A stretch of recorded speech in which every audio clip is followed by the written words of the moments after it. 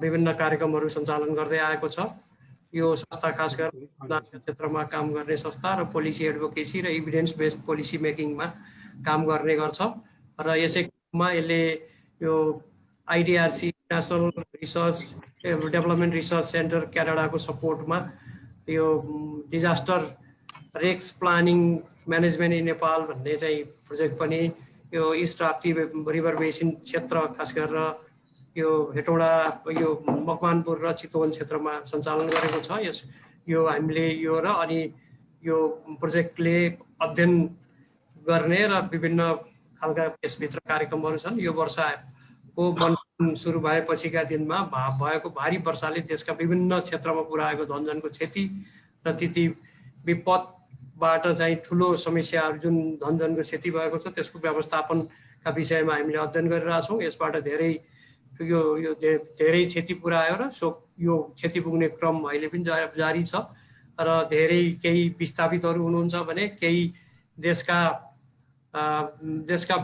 विभिन्न क्षेत्रमा विस्थापितहरू बसिराख्नु भएको छ र अनि कतिपय अझै पनि जोखिमयुक्त अवस्थामा बसिराख्नु भएको छ, जोखिमयुक्त क्षेत्रहरूमा बसोबास गरिराख्नु भएको छ र त्यहाँका ती बासिन्दाहरूलाई तत्काल आवासको व्यवस्था गर्न चाहिँ आवश्यकता देखिएको र अस्तिको कार्यक्रममा पनि हामीले भनेको थियौँ सम्माननीय राष्ट्रपतिज्यूबाट जोखिमयुक्त व्यक्ति क्षेत्रमा बस्नेहरूको लागि आवासको व्यवस्था गर्न भनेर राष्ट्रपतिज्यूबाट पनि भएको र हिजो मन्त्री परिषदले यो सिन्धुपाल्चोक र बागलुङलाई विपद क्षेत्र घोषणा गरेर विशेष कार्यक्रम ल्याउने भनेर त्यहाँ पनि गरेको छ र यस्तै विभिन्न ठाउँहरूमा यो जोखिमयुक्त बस्तीहरू र त्यहाँ भएका व्यक्तिहरू र यो विपदबाट विस्थापितहरूका लागि एकीकृत आवास तथा बस्ती विकास गर्न लागेको चाहिँ हामीले अध्ययनबाट अहिले बिचमा पायौँ र यस क्रममा खास गरी 2072 सालमा गएको भूकम्पपछि केही स्थानमा कोही स्वस्फूर्त रूपमा केही फाउन्डेसन केही र स्थानीय सरकार र विभिन्न सरकारहरू मिलेर गोर्खा र उसको यो सिन्धुपाल्चोकका विभिन्न क्षेत्रमा बस्तीहरू निर्माण भएको र त्यहाँ चाहिँ कतिपय सम्पन्न भएर बसाइसकिएको र केही चाहिँ अहिले पनि बसाउने क्रम नयाँ बनाउने क्रमहरू रहेको र बाहिर पनि अरू ठाउँमा पनि त्यो खालका पहलहरू भइरहेको पाइएको छ। त्यस्तै यहाँ राप्ती नगरपालिका चितवनबाट त्यहाँका प्रमुख प्रभा बरालजी हुनुहुन्छ, उहाँहरूले पनि उहाँहरूको क्षेत्रमा माथिको त्यो खास गरेर चेपाङ बस्तीहरूमा जोखिमयुक्त बस्तीहरूमा बसिरहेको बस्तीलाई एकीकृत बस्तीको रूपमा विकास गर्नलाई र त्यहाँ ल्याएर स्थानान्तरण गर्ने उहाँहरूको पनि पहल जारी छ। त्यो विषयमा पनि हामी कुरा सुन्नेछौँ र यस विषयमा यो छलफल गर्नु पर्यो र यो हामीसँग नेपाल पानी सदुपयोग फाउन्डेसनले विज्ञहरू र सरकारका विभिन्न सङ्घ प्रदेश र स्थानीय सरकारका प्रतिनिधि योजनाकारहरूलाई पनि जोडेर एउटा ब्रिजिङको काम हामी अहिले सेतुको काम गर्न खोज्दैछौँ र त्यस क्रममा अस्ति हामीले यो पानी सत्सङ्ग नेपाल पानी सदुपयोग फाउन्डेसनले पानी सत्सङ्ग भनेर यो एउटा छलफल कार्यक्रम पहिलेदेखि गर्दै आएको थियो पोलिसी डायलगको रूपमा। अब यसमा अहिले चाहिँ हामी यो डिजास्टरको लागि integrated housing for the disaster victims भनेर हामीले चाहिँ विस्थापितहरूका लागि एकीकृत बस्ती आवासको व्यवस्थाको सन्दर्भमा कुरा गरेका छौँ र त्यसलाई छलफल गर्ने भनेर हामीले यसलाई श्रृङ्खलामा सुरु गरेका छौँ। अस्ति बुधबारको दिन यही समयमा यही खालको कार्यक्रम गर्यौँ भने अब आज हामी त्यसको सिरिजमा दोस्रोमा गरेका छौँ। अस्ति पनि विपद तथा यो योजना विदको रूपमा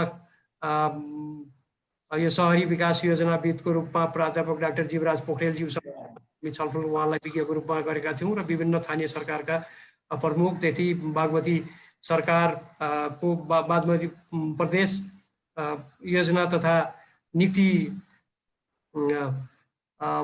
आयोगका चाहिँ अनि पदाधिकारीज्यूहरूको संलग्नतामा अस्ति छलफल गऱ्यौँ र आज पनि हामी त्यसै खालको प्रोग्राम गर्दैछौँ। आज सङ्घ प्रदेश स्थानीय सरकारका प्रतिनिधि योजनाकार र अरू सरकारवाला व्यक्तिहरू र विशेषज्ञहरू हामी यहाँ उपस्थित भएका छौँ र आजको कार्यक्रममा विज्ञको रूपमा नेपाल विज्ञान तथा प्रविधि प्रतिष्ठानका उपकुलपति डाक्टर सुनिल बाबु श्रेष्ठजी हुनुहुन्छ भने त्यस उहाँको पहिले हुनेछ। आजको यो कार्यक्रमलाई मोडरेसन पूर्व मन्त्री पूर्व जलस्रोत मन्त्री यस नेपाल पानी सदुपयोग फाउन्डेसनका फाउन्डर दीपक गेवालीज्यूले प्राज्ञ दीपक गेवालीज्यूले गर्नुहुनेछ र म यो कार्यक्रममा त्यसपछि चाहिँ उहाँको पहिले सुनिल बाबु श्रेष्ठको प्रेजेन्टेसन भइसकेपछि हामी चाहिँ नगरपालिकाका प्रमुखज्यूहरू केही हुनुहुन्छ र अरू विज्ञहरूको सुन्नेछौँ। म यति भन्दै आजको कार्यक्रममा र अन्तिममा रिमार्क्सको लागि स्पेसल रिमार्क्सको लागि डाक्टर यमुना कडेल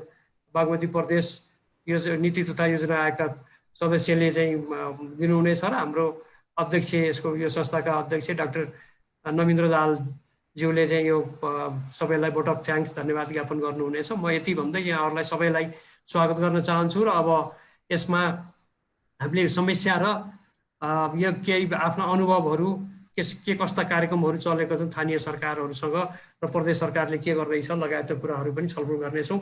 म यति भन्दै आजको यो कार्यक्रमलाई मोडेरेसन गरिदिनु हुन प्राज्ञ दीपक गेवालीज्यूलाई अनुरोध गर्छु।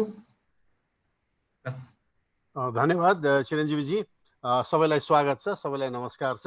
अब सुरु गर्नु अगाडि म खालि के भनौँ भने यो दोस्रो हो हाम्रो श्रृङ्खलामा र हाम्रो मान्यता चाहिँ के छ भनेदेखि यो विपद भनेको यो विकाससितै अपूर्ण विकासको या गलत किसिमको विकासले निम्ति आएको यो दुर्भाग्य हो भन्नु पर्यो है।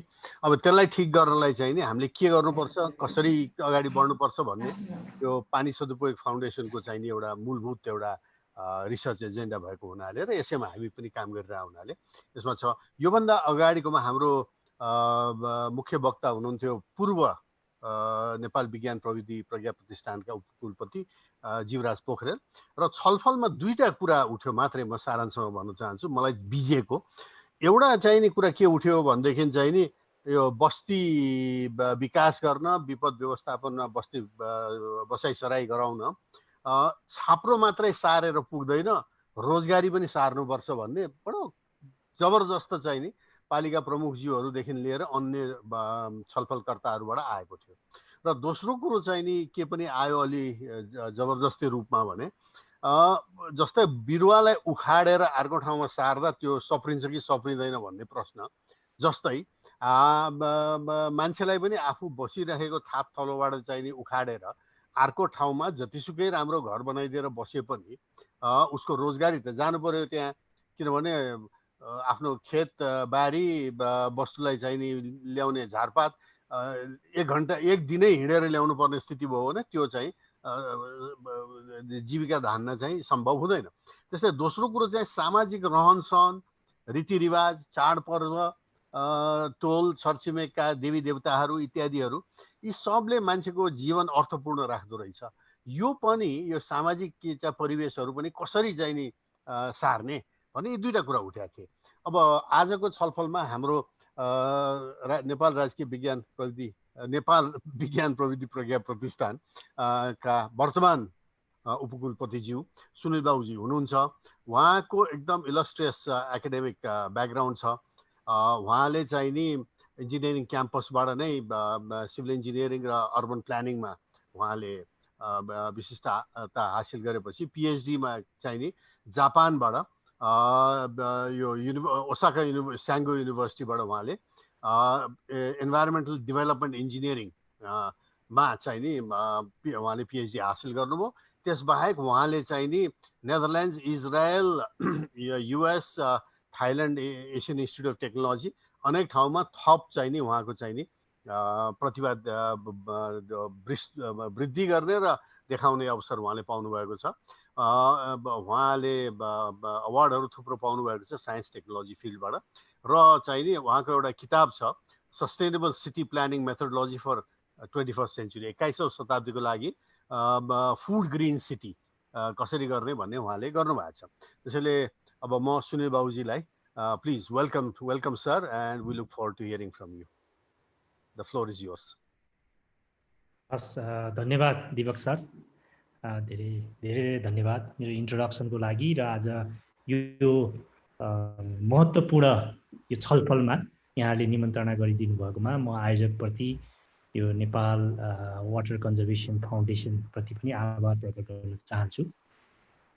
विशेषतः आज यहाँ एकदमै धेरै अनुभवी प्रदेश सरकारका प्रतिनिधिज्यू स्थानीय सरकारका प्रतिनिधिज्यूहरू, विज्ञज्यूहरू, एकदम अनुभवी व्यक्तित्वहरू म पाइरहेको छु। मलाई धेरै खुसी लागेको छ यहाँहरूसँग कनेक्ट हुनु पाउँदाखेरि। यहाँहरू सम्पूर्णलाई एकमुष्ट यहाँहरूलाई म अभिवादन गर्न चाहन्छु।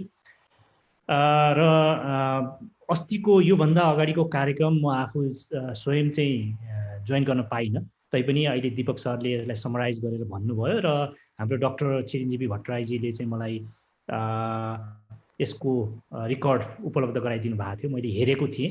त्यस कारणले म एकदमै हाम्रो आदरणीय जीवराज सरले प्रेजेन्टेसन गरिसक्नु भएको छ, त्यो कुराहरूलाई म दोहोऱ्याउन पनि चाहन्न। र किनभने यो सिरिजमा जाँदैछ, एकपछि अर्को चाहिँ एउटा इँटाहरू थप्दै गएर त्यसलाई चाहिँ कन्क्लुजनमा पुर्याउने होला भन्ने म आयोजकको इच्छा अनुसार मैले केही कुराहरू विशेषतः केही थप कुराहरू म राख्न चाहन्छु। केही डिस्कसनको पोइन्ट्सहरूलाई चाहिँ म यहाँ छलफलको लागि केही कुराहरू राख्न चाहन्छु भन्दै म आफ्नो प्रेजेन्टेसन गर्नको लागि अनुमति चाहन्छु। मेरो 20वटा जति स्लाइड छ, म 20-25 मिनटमा यो कम्प्लिट गर्छु होला।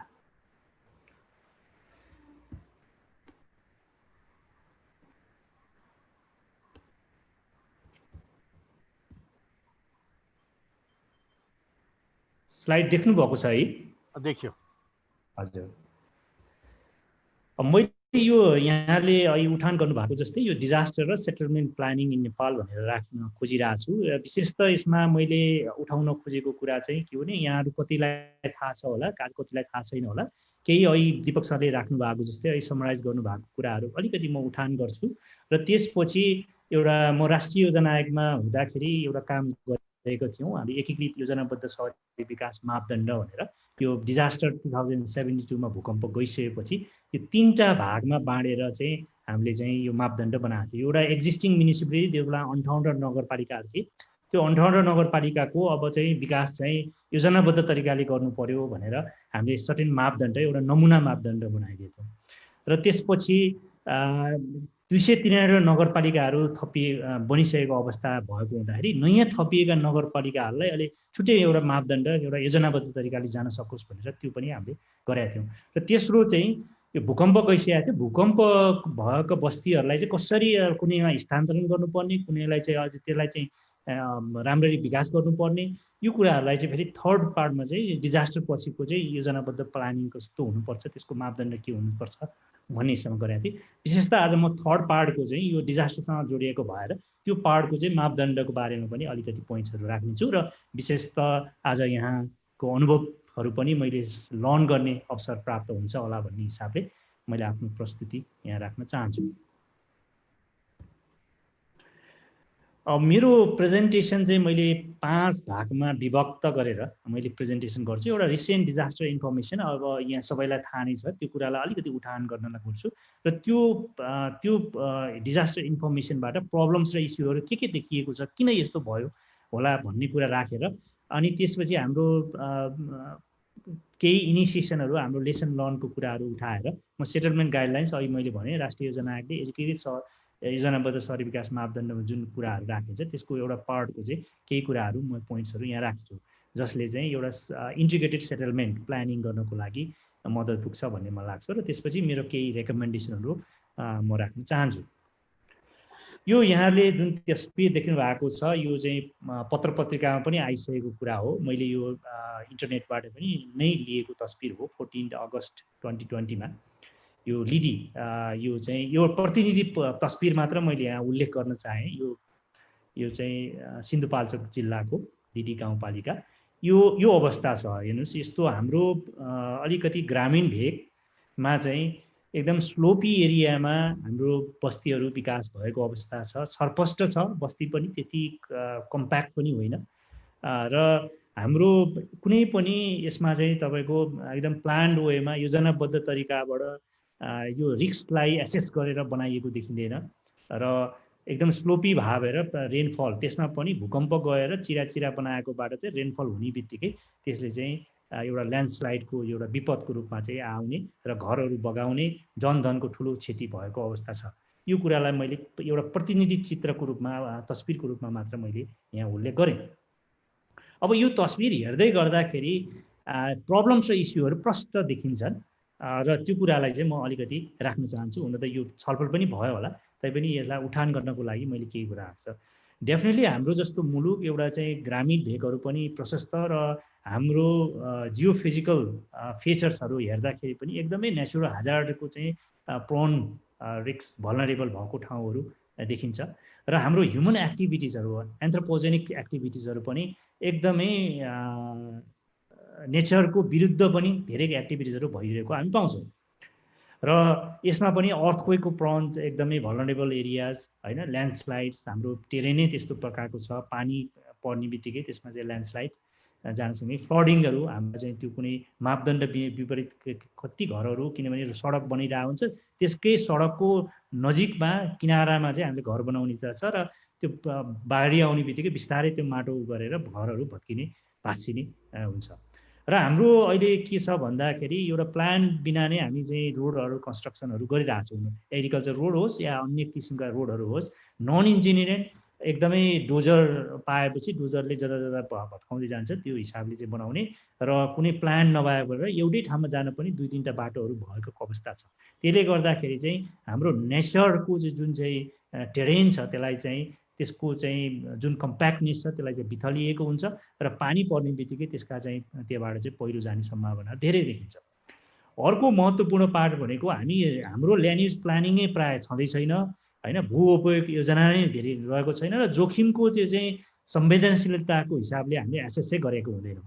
त्यसले गर्दाखेरि चाहिँ हाम्रो बस्ती विकास त्यो हिसाबले हुँदाखेरि बस्ती एकदम जोखिमयुक्त ठाउँमा पनि हाम्रो बस्ती भइरहेको अवस्था हुन्छ र एकदमै त्यसले गर्दाखेरि यो कुनै बाढी पीडित यो ल्यान्डस्लाइड अर्थक्वेक यो गयो भने धेरै किसिमको चाहिँ हामीले धनजनको क्षति हुने देखिन्छ। हाम्रो स्लोपहरू अनस्टेबल छ, ब्याङ्क इरोजन्स फ्लडिङको चाहिँ एकदमै प्रोन एरियामा रहेको छ। यो कुराहरू मैले अहिले पनि राखिसकेँ। अनि हामीसँग धेरै राम्रा इन्फ्रास्ट्रक्चरहरू पनि छैन। अब कुनै रेस्पोन्स गर्नु पर्यो भने पनि इन्फ्रास्ट्रक्चर छैन, प्लान वेमा छैन, रिपेयर्स एन्ड मेन्टेनेन्स नहुँदाखेरि ब्रिजेसहरू पनि त्यो धेरै हिसाबले चाहिँ यो एकदम भल्नरेबल अवस्थामा पुगेको अवस्था छ।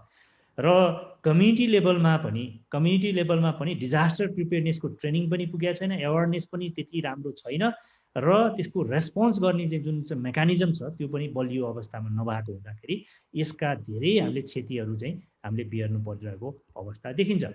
स्क्याटर हाम्रो अहिले पनि तपाईँले देख्नु बस्तीहरू एकदम एउटा घर यो ठाउँमा छ, 2टा घर अर्को 500 मिटर गएपछि अर्को 3टा घर 5वटा घर अर्को ठाउँमा, यो किसिमको चाहिँ एकदमै सेटलमेन्ट चाहिँ एकदम स्क्याटर वेमा स्क्याटर सेटलमेन्ट्स रहेको छ र हामीसँग प्लानिङ छैन, प्लान्ड वेमा छैन र हाम्रो बिल्डिङ कोड्सहरू होइन, बिल्डिङहरू चाहिँ त्यो बिल्डिङ कोड्सहरूको मापदण्ड नबनाएको र मापदण्ड भए पनि त्यो पालना नगरीको बनाएका प्रशस्त उदाहरणहरू हाम्रो पाइन्छ। यी कारणले गर्दाखेरि यी प्रब्लम्सहरू हाम्रा इस्युजहरूले गर्दाखेरि हामी चाहिँ एकदमै डिजास्टरबाट चाहिँ हामी जोखिमयुक्त अवस्थामा रहेको अवस्था देखिन्छ। अब मैले यो एउटा बारपाकको भूकम्प जानुभन्दा अगाडि पनि म पुगेको थिएँ, बारपाक भए यो भूकम्प गइसके पनि पुगेको थिएँ र यो मैले फोटो पनि यो चाहिँ इन्टरनेटबाट पनि लिएको हुँ। र बारपाकको हेर्नुभयो भने यस्तो किसिमको ल्यान्डस्केप थियो र बिल्डिङहरू एउटा चाहिँ कम्प्याक्ट सेटलमेन्टको एउटा राम्रो उदाहरण भएको एउटा बारपाक थियो।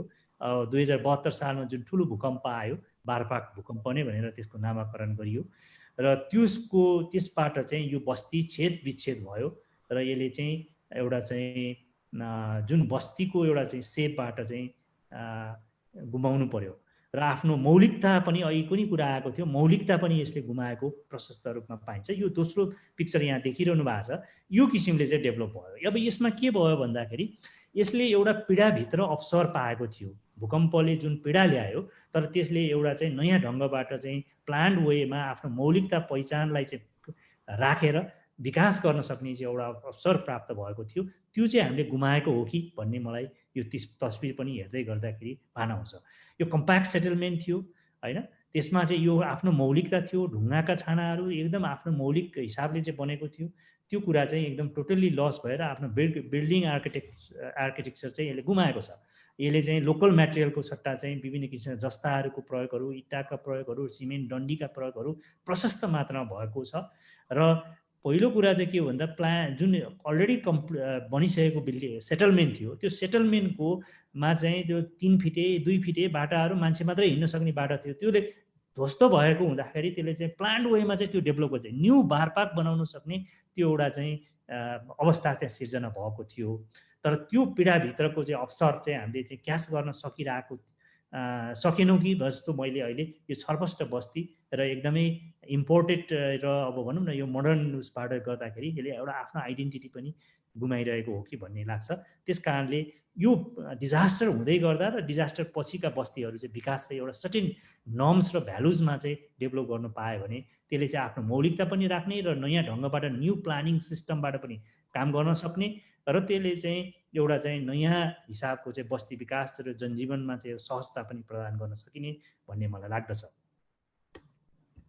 र यसको लागि हामीले एउटा राष्ट्रिय जनआयोगमा म आफै पनि यो सहरी विकास हेर्थेँ र त्यसमा मैले अहिले पनि भने 3टा भागमा चाहिँ हामीले एउटा नमुना मापदण्ड, किनभने स्थानीय सरकारले त्यो आफ्नै एउटा नमुना पाएपछि आफ्नो ढङ्गबाट चाहिँ त्यसलाई विकास गरोस् भनेर हामीले सर्टेन गाइडलाइन्स युक्त चाहिँ यो मापदण्ड दिएको थियौँ। त्यो मध्येको मैले डिजास्टर चाहिँ यो इन्टिग्रेटेड प्लानिङसँग चाहिँ जोडेर मैले यहाँ प्रस्तुत गर्न सक्छु। यसको 8वटा हैन मापदण्डहरूको विशेषता आज म छलफल गर्न खोजिरहेको चाहिँ यो 8वटा जुन मापदण्ड छ त्यसमा म केही पोइन्ट्सहरू राख्छु जसले छलफललाई हामीलाई अलिक सहज बनाइदिन्छ भन्ने मलाई लाग्छ।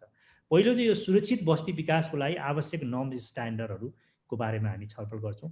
अनि सुरक्षित स्थान चाहिँ पहिचान गर्ने तरिका हैन त्यो कुराहरू छ। त्यसपछि हामी जोखिमयुक्त बस्तीको स्थानान्तरण हैन कति बस्तीहरू जोखिमयुक्त छ भने रिस्क सेन्सिटिभ प्लानिङको अन्तर्गत चाहिँ हामीले चाहिँ एसेस गरिसकेपछि त्यसलाई स्थानान्तरण गर्नुपर्ने छ र ती कुराहरू गरिसकेपछि स्थानान्तरण गर्ने ठाउँ कस्तो हुन्छ, कसरी गर्ने भन्ने कुराहरू राखिसकेपछि यो त्यो ठाउँमा कस्तो किसिमको चाहिँ बस्ती विकास गर्नुपर्छ त, अनि भूवैध योजना कसरी बनाउने र नियन्त्रण कसरी गर्ने भन्ने कुराहरू, प्राकृतिक जोखिम व्यवस्थापनमा सामुदायिकको चाहिँ त्यहाँ चाहिँ एकदम ठुलो भूमिका हुन्छ, क्षमता अभिवृद्धि गर्नुपर्ने त्यो कुराहरूलाई। र 7औँमा चाहिँ पुनर्निर्माणका सहरी योजना बस्ती विकासको लागि अन्य प्रावधानहरू के प्रावधानहरू हुन्छ त भन्ने र जोखिम सम्भावित विकास क्षेत्रको नियन्त्रण मापदण्डको बारेमा यी कुराहरूमा चाहिँ मैले केही पोइन्ट्सहरू यहाँ राख्छु।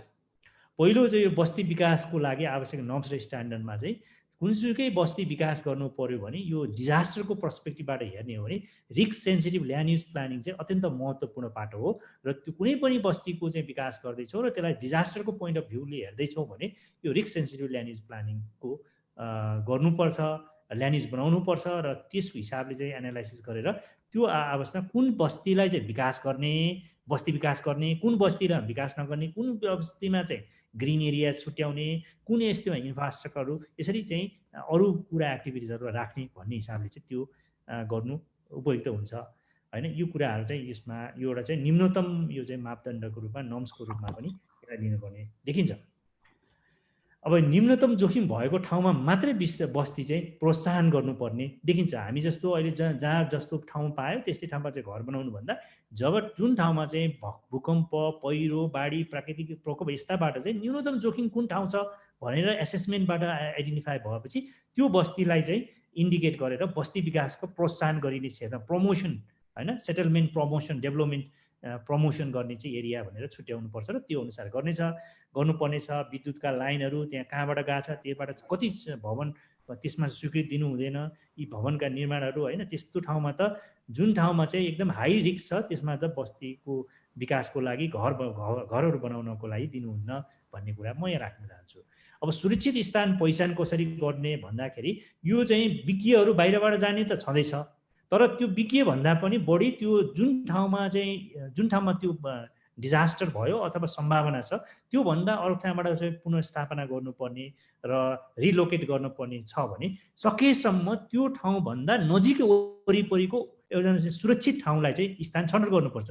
त्यो छनौट गर्न चाहिँ सबभन्दा राम्रो चाहिँ के हो भने हाम्रो कम्युनिटीमा भएका चाहिँ जुन नलेज छ त्यो चाहिँ एकदम इम्पोर्टेन्ट हुन्छ, उहाँहरूलाई बढी थाहा हुन्छ। त्यस कारणले विज्ञहरूले त्यहाँ ब्याकअप गर्नुपर्ने कुरा त छँदैछ, तर नेतृत्व चाहिँ कम्युनिटीले चाहिँ गर्नुपर्छ र त्यो चाहिँ त्यसको आधारमा आइडेन्टिफाई गरेर विज्ञहरूले रिस्क एसेसमेन्ट सबै गरेर अनि risk sensitive land use plan बनाउनुपर्छ र त्यसले चाहिँ सुरक्षित स्थान पहिचान गर्ने दिन्छ। र यसको लागि विज्ञहरू चाहिँ अब इन्जिनियरिङ, जियोलोजिस्टहरू, जियो टेक्निकल एक्सपर्टहरू, हाइड्रोलोजिस्टहरू र बस्ती विकासका चाहिँ विज्ञहरू यसमा चाहिँ त्यो सम्मिलित गरेर हामी लैजान सक्छौँ। यी कुराहरूलाई चाहिँ यहाँ राखेका छौँ। यो भएर रिस्क सेन्सिटिभ प्लानिङ त्यो अन्तर्गत चाहिँ बस्ती आइडेन्टिफाई गरिसकेपछि चाहिँ यो कसरी अब नयाँ बस्तीहरू चाहिँ बनाउने होइन भन्दै गर्दाखेरि त्यो हाम्रो अहिले पनि कुरा आएको थियो, हाम्रो परम्परा, हाम्रो जुन चाहिँ हाम्रो संस्कृति छ त्यो एकदमै बचाउने हिसाबले चाहिँ हामी गर्नुपर्छ। त्यस कारणले चाहिँ जुन ठाउँमा त्यो बाटा सार्नुपर्ने हो त्योभन्दा नजिकैको स्थान, जस्तै त्यसले चाहिँ एउटा त्यो ठाउँप्रतिको भावनात्मक सम्बन्ध पनि जोडिन सकोस्। त्यो नजिकै भएपछि अलिकति त्यसले चाहिँ कम मात्र असर पार्दछ। त्यस्ता कुराहरूलाई चाहिँ नकारात्मक प्रभाव नपर्ने गरी चाहिँ हामीले पुनर्वास मिलाउनु पर्ने हुन्छ। र स्थानीय सहभागिताको आधारमा चाहिँ हामीले एकदमै स्थानीय सहभागिता चाहिँ एकदम महत्त्वपूर्ण हुन्छ। उहाँहरूको सहभागिता, उहाँको त्यो कम्युनिटी पिपुलहरूलाई चाहिँ मोबिलाइज गरेर हामीले चाहिँ आइडेन्टिफाई गर्ने र स्थानान्तरण गर्ने प्रयासमा चाहिँ जानुपर्छ। त्यसलाई सपोर्टिङ मात्रै अरू अन्य विज्ञ र अन्य सरकारी होइन सहयोगी निकायहरूले चाहिँ सपोर्ट गर्नुपर्ने देखिन्छ। यी कुराहरू चाहिँ हामीले विचार गर्नुपर्ने देखिन्छ।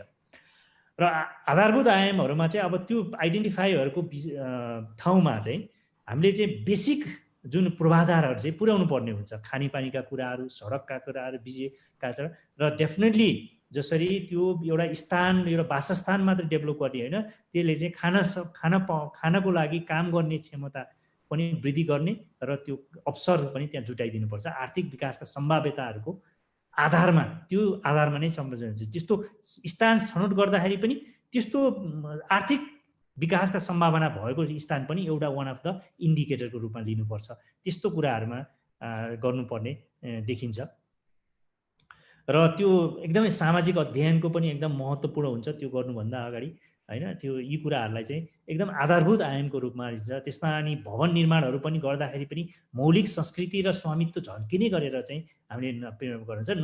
नयाँ चाहिँ ठाउँ बन्न लाग्यो, अब रिलोकेट भयो, त्यसमा चाहिँ मोडर्न टेक्नोलोजी मात्रै युज गर्ने होइन, त्यहाँका स्थानीय जनताहरूको इच्छा र त्यसका मौलिकतालाई चाहिँ झल्किने गरेर, त्यसका चाहिँ सांस्कृतिक पक्षहरूलाई झल्किने गरेर त्यो हिसाबले चाहिँ विकास गर्नुपर्ने एउटा चाहिँ आधारभूत आयामहरू रहेको कुराहरू इङ्गित भएको पाइन्छ।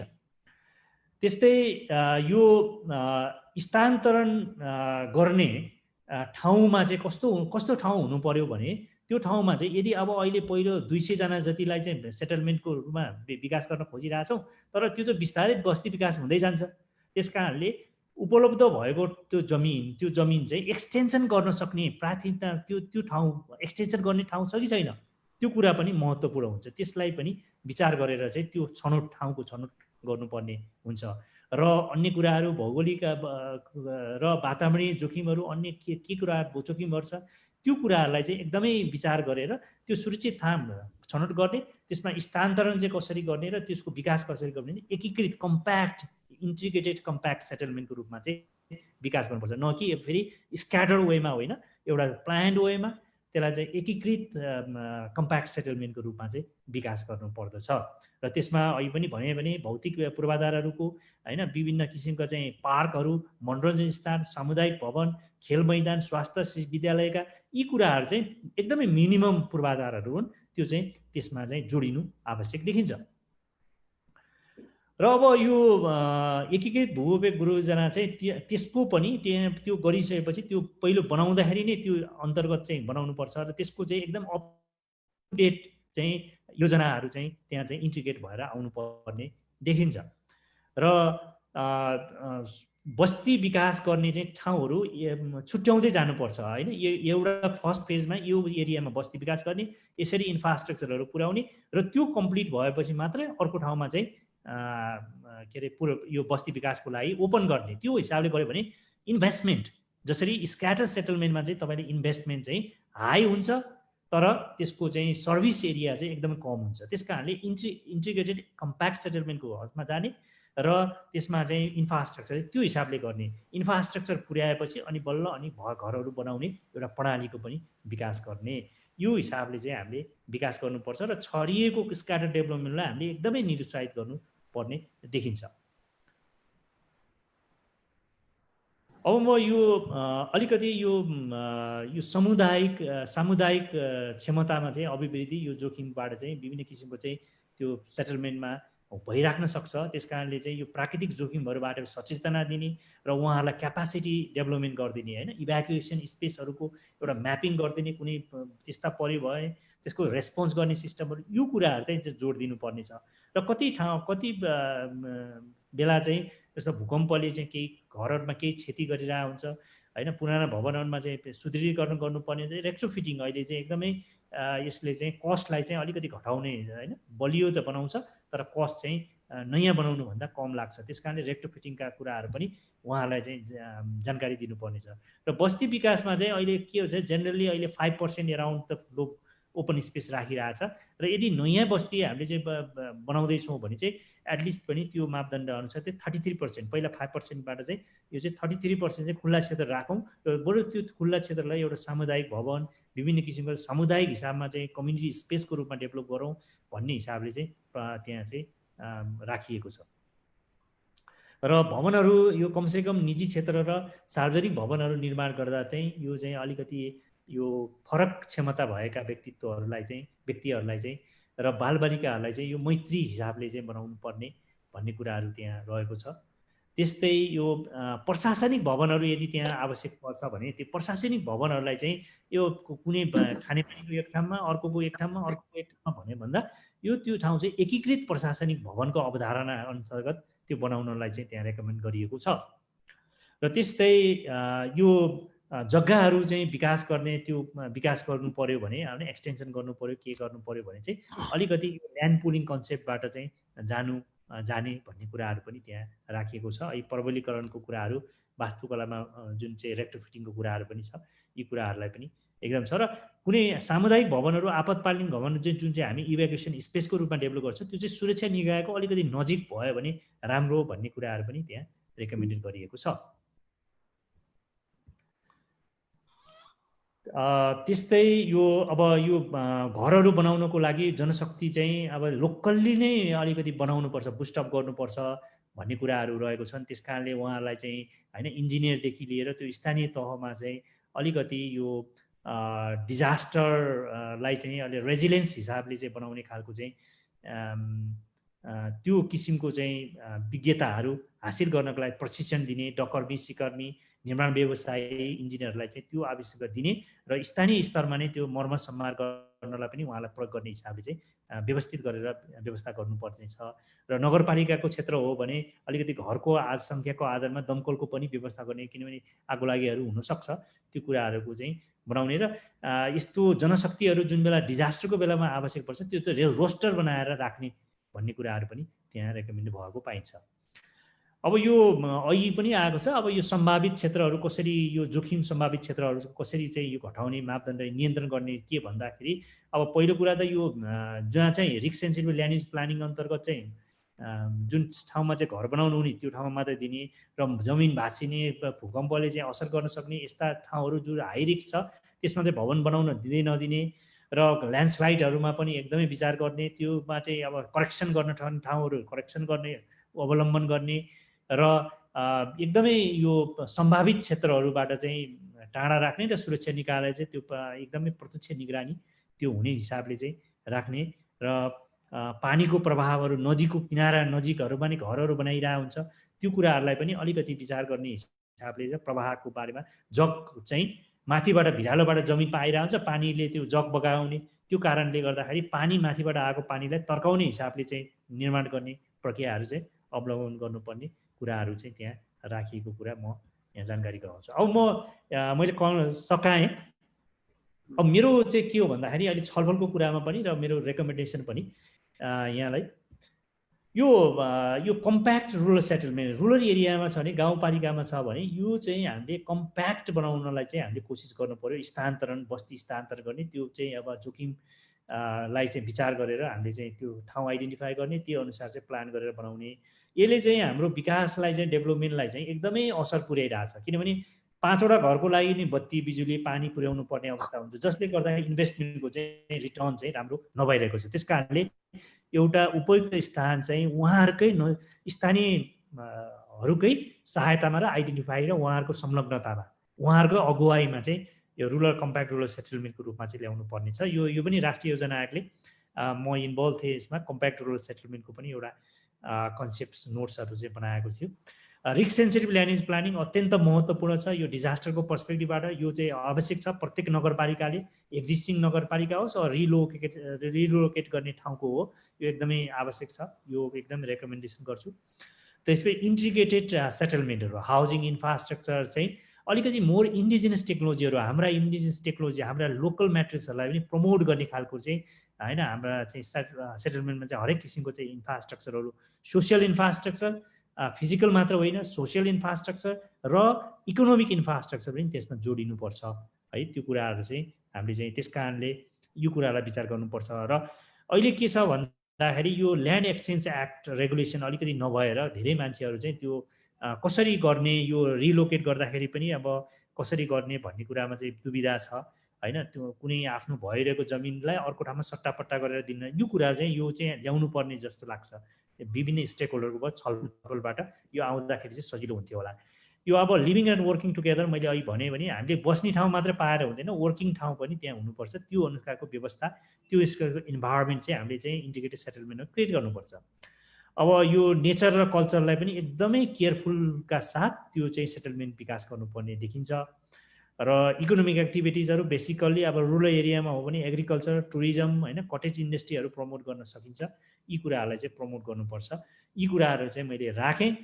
यहाँहरू एकदमै अनुभवी मान्छे हुनुहुन्छ, एकदमै यहाँहरूको चाहिँ अनुभव हुन्छ। मैले खालि एउटा पोइन्ट अफ डिस्कसन्सहरू चाहिँ मैले राख्दै अब आज मैले यति भन्दै आफ्नो प्रेजेन्टेसनलाई चाहिँ यहीँ टुङ्ग्याउन चाहन्छु। धन्यवाद। धन्यवाद विशाब। यो 7 बुँदे तपाईँको चाहिँ जुन पोइन्ट राख्नुभयो त्यो सबै हामीले चाहिँ मनन गर्न पर्ने पोइन्टहरू हो र झन्डै हरेकमा एउटा पानी सत्सङ्ग गरे पनि नपुग्ने चाहिँ विषयका त्यो गहन विषयहरू छन्। यसमा चाहिँ नि एउटा मलाई खड्केको एउटा लागेको के हो भने यो जुन तपाईँको 7 बुँदाभित्रै पर्छन्, 2-3-4वटा बुँदाभित्र यो समुदायको परम्परागत ज्ञान र हामी वैज्ञानिक, इन्जिनियर, प्राविधिकहरू, आधुनिक विज्ञहरू जसलाई भन्छौँ है, यो हामी दुईटाको चाहिँ नि यो हामीलाई सम्मिलित कसरी गर्ने, कता कता चाहिँ नि हामी दुईटा फरक बाटोमा चाहिँ हिँडिरहेको छैनौँ भन्ने त्यो बारपाकले पनि देखायो है। र सायद यो चाहिँ नि एउटा ज्यादै ठुलो एउटा सङ्घर्ष अगाडिका दिनहरूमा हुनेवाला छन्, जसमा चाहिँ नि नेपालको शिक्षा पद्धतिदेखि लिएर प्रशासन पद्धति समेतमा पनि कतिपय कुराहरू चाहिँ अब हामीले पुनर्विचार गर्नुपर्ने हुन्छ। अब हामीसित हुनुहुन्छ, हामीले विशेष आमन्त्रण गरेर आइदिनुहोस् भनेको पालिकाका प्रमुखजीहरू हुनुहुन्छ, त्यहाँ 3 जना। उहाँहरू भने चाहिँ वास्तवमा यो पीडित पक्ष हो क्या। यो वास्तवमा चाहिँ त्यहाँ तल पीडित जो छन् यो विपदबाट उहाँहरूको प्रतिनिधित्व गर्नुहुन्छ। उहाँहरूको चाहिँ नि आवाज यो राष्ट्रिय स्तरमा सुनियोस् भनेर उहाँहरूले चाहिँ नि बारम्बार भनिरहनु भएको छ। यो पनि हामी वैज्ञानिक, हामी विज्ञ, हामी प्राविधिकहरूलाई चाहिँ नि यही नसुनेर हो चाहिँ धेरै यहाँ समस्या आएको। त्यसैले पहिले म चाहिँ धोरपाटन बागलुङबाट देवकुमार नेपालीजीलाई म फ्लोर दिन्छु। 5 मिनट है तपाईँहरू सबैलाई आफ्नो कुरा राख्न। देवकुमारजी।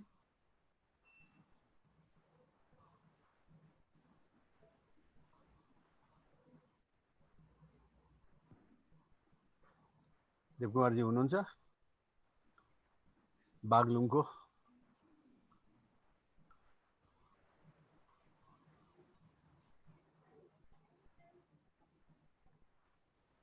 चिरञ्जीवीजी हामीलाई थाहा छ कि देवकुमारजी हुनुहुन्छ कि गइसक्नुभयो? उहाँको अर्को मिटिङ पनि छ भन्नुभएको थियो।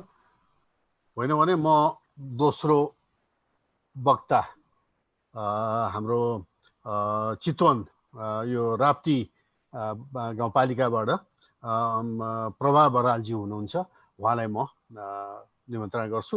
देवकुमारजी आउनुभयो भने उहाँलाई त्यसपछि। ल प्रभाजी नमस्कार। नमस्कार। यो नेपाल खानेपानी सदुपयोग फाउन्डेसनद्वारा विपद व्यवस्थापनका लागि एकीकृत बस्ती विकास कार्यक्रम अन्तर्गत हामी नगरपालिका जहाँ प्रत्यक्ष जनतासँग बसेर यस्ता समस्याहरू हेरेका छौँ, देखेका छौँ। यस सन्दर्भमा यो एकीकृत बस्ती विकास र जो विविध खालका एकीकृत बस्ती विकासका प्रक्रियाहरूलाई कसरी सहजीकरण गर्ने भन्ने बारेमा छलफल भइरहेको छ। विज्ञबाट धेरै कुराहरू हामीले अत्यन्त जान्नुपर्ने, थाहा पाउनुपर्ने कुराहरू आइसकेका छन्। म आदरणीय सबै सरहरूलाई हार्दिक नमस्कार गर्न चाहन्छु। अब यो जोहिम एकीकृत बस्ती विकासको लागि विशेष गरिकन हामीलाई एउटा अनुभव छ, राप्ती नगरपालिकालाई एउटा अनुभव छ। यो 2072 सालमा भूकम्प गइसकेपछि बारपाक यो एसिकाई भन्ने ठाउँमा जब भूकम्पले समस्या बनायो, त्यो समस्या बनाइसकेपछि त्यहाँ समुदायलाई राख्न नसकिने भयो। त्यो एसिकाई ठाउँबाट सार्नुपर्ने भनेपछि हामीले त्यो भूकम्प प्राधिकरणले त्यहाँबाट सार्नको लागि अर्को ठाउँ छनौट गरेको थियो। त्यो छनौट गरेको ठाउँमा 13 जनालाई लाल पूर्जा पनि दियो। लाल पूर्जा दिएपछि त्यहाँ घर बनाउने काम भइरहेको छ। अहिले त्यो ठाउँमा घर बनाउने काम पनि भएको छ। जोहिम भएको ठाउँबाट यता ल्याउनको लागि हामीले चाहिँ उहाँहरूलाई प्रयत्न पनि गरेका छौँ। लाल पूर्जा हातमा पनि लिनुभएको छ, तर उहाँहरू त्यो ठाउँमा खुसीका साथ सरेर आउन चाहनु भएन। मात्र उहाँहरू बस्ने ठाउँ के छ भने बस्नको लागि घर छ, तर उहाँहरूलाई त्यहाँ बसेर खाने बस्ने, त्यसपछि उहाँहरूका चाहिँ वस्तुहरू जुन छन् गाई के अरे बाख्रा, त्यसपछि उहाँहरूले चाहिँ चराउने कुखुरा लगायतका यी सबै चिजहरू उहाँहरूले चाहिँ आफूलाई बिहान बेलुका आफ्नो सामान्य समस्या टार्नको लागि जे खेतीपाती गर्नुहुन्थ्यो यो सबै कुराहरू उहाँहरूलाई त्यहाँ प्राप्त भएन, मात्र घर मात्रै भयो। त्यस भएको हुनाले उहाँहरू खुसी हुनु भएन। र यो जुन एकीकृत बस्ती विकास गर्न ती ठाउँहरूमा पनि मात्र आवश्यक देखिन्छ जहाँ चाहिँ बाढी र पहिरो जान्छ र भूकम्पले जमिन बिगार्छ। ती ठाउँबाट मानिसहरूलाई सार्नुपर्ने एउटा आवश्यक पर्छ। र अर्को आवश्यकता भनेको जहाँ छरिएर बस्नुभएको छ, विकासका पूर्वाधारहरू पुर्याउनको लागि अरबौं खर्च गर्नुपर्छ। ती ठाउँहरूबाट पनि एकीकृत बस्ती विकास गर्नुपर्ने हुन्छ। तर देखियो के भन्दा एकीकृत बस्ती विकास गर्ने हो र बसेको ठाउँबाट यदि सार्ने हो भने, जोहिम ठाउँबाट पनि सार्ने हो भने पनि उहाँहरूको लागि जो सारिन्छ त्यो समुदायको लागि उहाँहरूलाई आफ्नो आवश्यकता सामान्य त्यहाँ पुग्ने गरी उहाँहरूलाई अब यति भएपछि उहाँहरू खाना बिना मर्नुहुन्न भन्ने गरेर सार्न पर्यो। होइन भने त्यसरी नसार्दाको अवस्थामा उहाँहरूलाई ल्याउनको लागि धेरै कठिन हुँदो रहेछ भन्ने कुरा हाम्रो यो बारपाक के अरे यो एसिकाईबाट रिटारमा सारेको अनुभवले हामीलाई के थाहा भयो भने उहाँहरू सजिलै आउन भएन भन्ने मात्रै होइन, उहाँहरूलाई त्यहाँ आएर चल्दो रहेनछ भन्ने देखिएको छ। त्यसो भएर त्यो एसिकाईका दाजुभाइ दिदीबहिनीहरूको भनाइ के छ भने हामी त्यहाँ गएर के खाने, यहाँ भयो भने त जङ्गलमा गएर गिटा भ्याकुर ल्याएर पनि खान्छौँ, वरपर चाहिँ बाख्रा चराएर बाख्रा पालेर पनि खान्छौँ, जङ्गलमा भएका फलफुल पनि खान्छौँ, त्यसले हामी बाँच्न सक्छौँ। त्यहाँ त घर मात्रै छ, त्यो घरमा मात्रै गएर हामीलाई खाने चिजको व्यवस्था छैन। त्यसो भएको हुनाले यो हामीलाई साह्रै कठिन भयो भन्नुभएको छ। एउटा समस्या त्यो रहेको छ। अर्को यहाँ हामीसँग यसैसँग जोडिएको एउटा त भूकम्पले जोखिम बनाएको ठाउँबाट त्यो अर्को ठाउँमा सार्दाको एउटा अनुभव भयो भने अर्को भनेको जुन छरिएर रहेको बस्ती हाम्रो 10, 11, 12, 13मा अत्यन्त छरिएर रहेको बस्ती छ। एउटा डाँडामा एउटा घर छ, जो घरबाट विद्यालयमा बाबु नानी आउनको लागि उनीहरूलाई 5 घण्टा, 6 घण्टा, 7 घण्टासम्म लाग्ने भएको हुनाले त्यो समस्या समाधान गर्नुको लागि हामीले होस्टेल पनि बनायौँ। तर सबैलाई त्यो समस्या समाधान गर्न सकिँदैन। त्यो एउटा डाँडाबाट अर्को डाँडाबाट एक-एकवटा घरहरूसम्म हामीलाई पानी, बिजुली, टेलिफोन, त्यसपछि विद्यालय, स्वास्थ्य चौकी यी आधारभूत आवश्यकता पुर्याउनको लागि अरबौं खर्च गर्नुपर्ने हुन्छ। र उहाँहरूलाई अब त्यहाँ तल झारेर जुन ठाउँमा झार्नु पर्यो, जहाँ झार्नु पर्यो, उहाँहरू आएर बस्दाखेरि उहाँहरूका न्यूनतम पनि 5-6 जना परिवारलाई खानको लागि बस्नको लागि उहाँहरूलाई एउटा घर र त्यसपछि आवश्यक पर्ने खेती गर्ने बारी उपलब्ध भयो र आवश्यक पर्ने त्यहाँ चाहिँ जहाँ हामीले सार्छौँ त्यो ठाउँमा विद्यालय, स्वास्थ्य चौकी र त्यसपछि अरू बालबालिकालाई खेल्नको लागि उपलब्ध राम्रो चौर लगायतका यी सबै कुराहरू व्यवस्था भयो भने हुन्छ। नत्र भने उहाँहरूलाई मात्रै त्यो एउटा डाँडाबाट मात्रै सार्यो भनेदेखि उहाँहरूको समस्या समाधान हुँदैन भन्ने कुरा पनि हामीले अध्ययनले बुझ्यौँ।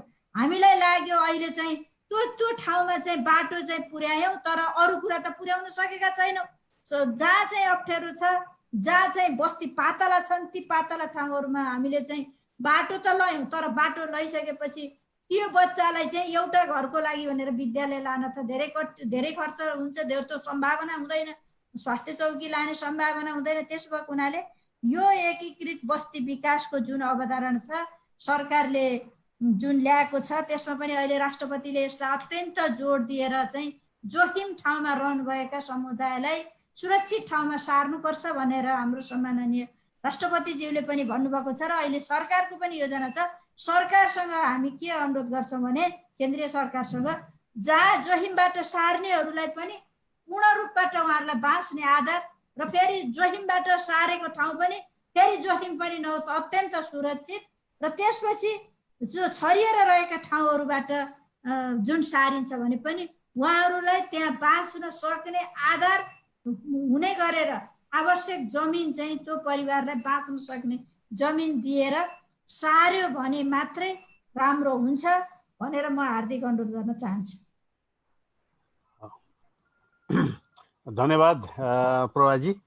तपाईँले यो चाहिँ नि यो जीविकोपार्जन कसरी गर्ने र सरकारले सेवा कसरी पुर्याउने यो दुईटा बीचको द्वन्द्वलाई एकदम तड्काएर अगाडि ल्याइदिनु भयो। अब यसमा हामी सबै विज्ञ परम्परागत ज्ञान भएकाहरू सबै हामी कुस्ती खेलिरहेका छौँ। यो सजिलो त छैन तर यसको निर्क्योल चाहिँ निकाल्नै पर्छ, हामीले एज अ राष्ट्र नै निकाल्नु पर्नेछ। अब देवकुमारजी सुरुमा त आउनु भएको थियो, उहाँको अर्को मिटिङ पर्यो होला, उहाँ त आउनु भएको छैन होला, गइसक्नुभयो। अब दोस्रो हाम्रो पालिकाको हुनुहुन्छ कमल प्रसाद भुषालजी सन्धि खर्काबाट। कमलजी तपाईँ म्युट हुनुहुन्छ है, तपाईँको म्युट छ, अनम्युट गर्नुहोस् त।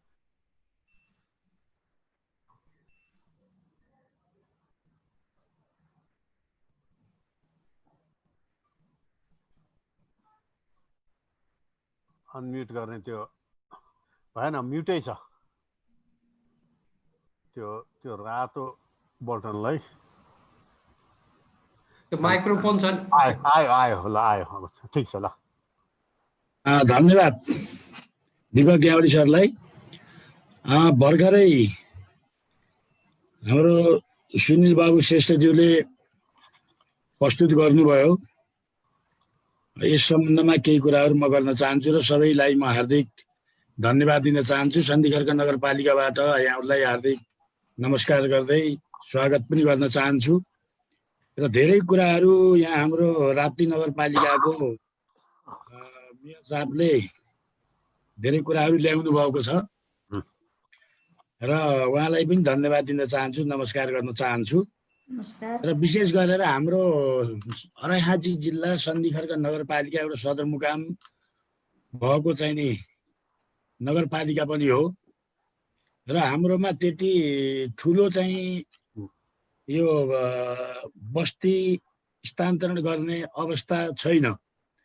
तथापि यो बाढी पहिरो हुरी बतासबाट चाहिँ चोखो पनि छैन र यसलाई व्यवस्थित गर्नलाई यो आफ्नो बाबुबाजेको पुर्खा बसेको ठाउँ छोड्नको लागि साथीहरूले जति दुःख पाए पनि असाध्यै गाह्रो मान्नुहुने रहेछ।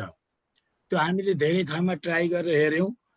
म्याडमले भने जस्तै अब त्यहाँबाट घर तल त बनाइदिनु भयो तर तल घर लाँदाखेरि जग्गा जमिन खेती गरेर खाने केमा बस्ने घर मात्रै भएर चल्दो रहन्छ। कोही व्यापार व्यवसाय उद्योगको कुरा अलग होला तर किसानहरू जसरी चाहिँ बसेका छन् यिनलाई यो स्थानान्तरण गर्नको लागि त्यति सजिलो छैन। हाम्रो सन्धि खर्का नगरपालिका वार्ड नम्बर स्थित भुजुङ्गे बस्ती भन्ने छ। त्यो भुजुङ्गे बस्तीमा लगभग 99% दलित साथीहरूको घर छन्, जहाँ नेपाली साथीहरू बस्नुहुन्छ र उहाँहरू करिब तपाईँको 60 घर दूरी घरहरू छ उहाँहरूको। अनि करिब जग्गा 300 रोपनी घर छ उहाँहरूको। एउटाको 4-5 रोपनी 6-7 रोपनी जग्गा छ र करिब 300 चाहिँ जनताहरू हुनुहुन्छ त्यहाँ बस्ने सबै परिवार गर्दाखेरि। अब उहाँहरूलाई हामीले यसभन्दा पहिला पनि यो गाउँ तहको निर्वाचन हुनुभन्दा पहिला अथवा संविधान लेखिनुभन्दा पहिला पनि हामी जो सर्वदलीय रूपमा बसेर हामी निर्णय गऱ्यौँ, उहाँहरूलाई जोखिम छ तपाईँहरू यहाँबाट सर्नुहोस् भनेर हामीहरू जग्गा पनि उहाँहरूलाई खोजेर जग्गा पनि दियौँ। तर उहाँहरू चाहिँ अहिले पनि त्यही जोखिम जग्गामा बस्नु भएको छ, तर उहाँहरू सर्न चाहिँ चाहनुहुन्न। त्यसलाई तपाईँहरूको यो नेपाल पानी सदुपयोग फाउन्डेसनद्वारा यहाँ आएर एकपटक तपाईँहरूले हेरेर उहाँहरूलाई कन्भिन्स गरेर अथवा त्यो जग्गालाई के गर्दाखेरि जोखिममुक्त हुन्छ र के गर्दाखेरि राम्रो हुन्छ भन्ने सन्दर्भमा केही कुराहरू आएर तपाईँहरू आउनुभयो भने हामी कन्भिन्स गर्न सकौँला। नभए चाहिँ उहाँहरूलाई हामीले दाहिने बायाँ गराउन सकेनौँ। र अर्को कुरा, हाम्रो पहाडी इलाका भयो र जग्गा जमिन पनि कमजोर छ। धेरै ठाउँमा घरहरू भत्किएका छन् व्यक्तिहरूका, तर त्यसलाई अब त्यो बस्ती स्थानान्तरण गर्ने अवस्था होइन। त्यसको हामीले कसरी त्यसलाई चाहिँ बस्ने लायक बनाउने भन्ने सन्दर्भमा अहिले भर्खर हाम्रो दीपक ग्यावाली सरले भने जस्तै गाउँ सिधै पहिला पालिकासँग ठोकिन्छ, त्यसपछि बल्ल प्रदेश र सङ्घमा जाने हो।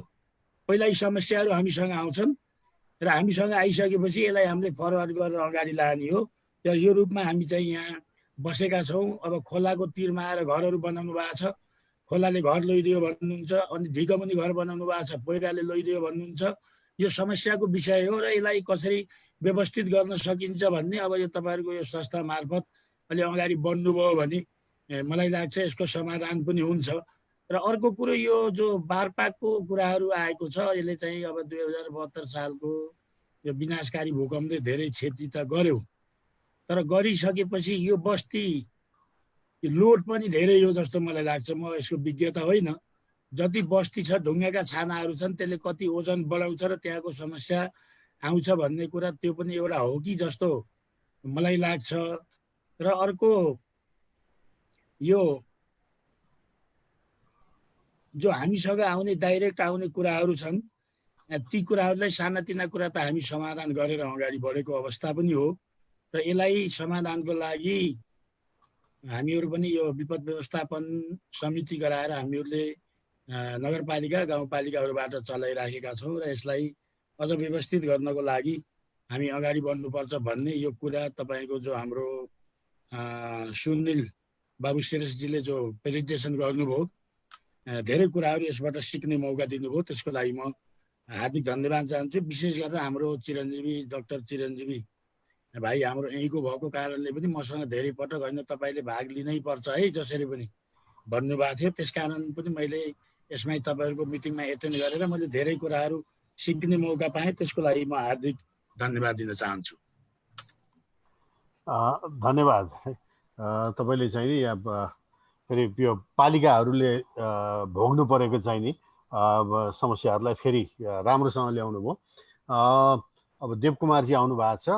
देवकुमारजी, म तपाईँलाई चाहिँ नि अघि नै बोलाएको थिएँ, तर तपाईँ कामवश चाहिँ नि जानु पऱ्यो क्या र। अब तपाईँलाई माइक म हस्तान्तरण गर्छु। आफ्नो कुरा राख्नुहोस् त धोरपाटनबाट।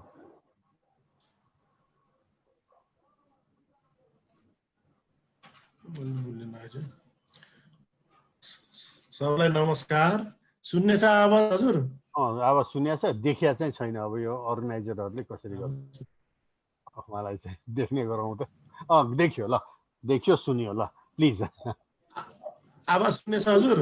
सुन्यो, राम्रै सुनिया छ। ए हजुर, ल सर्वप्रथम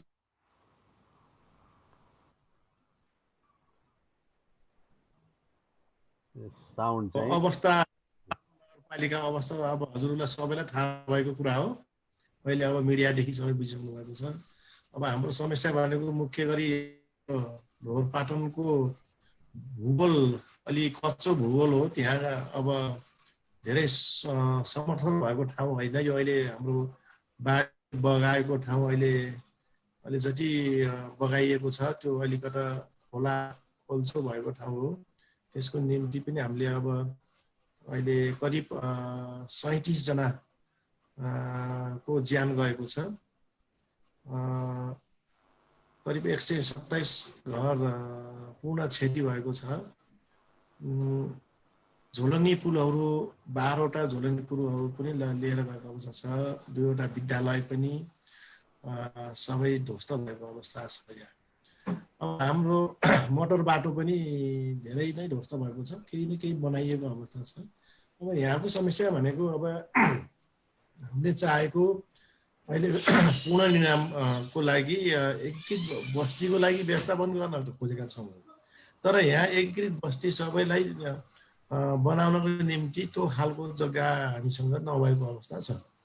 अब हामीले अब कसरी जाने, अब समर्थन जग्गा भिरालो छ जग्गा, हामीलाई अब कसरी जाने, अब धेरै खाँचो छ। अब हामीले पनि केही राहतहरू पैसा उठाएका छौँ यहाँ। अब हामी नगरपालिकाबाट नि केही अनि त्यसको लागि अब हजुरहरूको पनि सल्लाह सुझाव, यहाँको भूगोल अब हामी कसरी जाने, त्यही सल्लाहको निम्ति पनि हजुरहरूलाई हामीले केही समयमा निमन्त्रण गर्न खोजेछौँ हामीहरूले।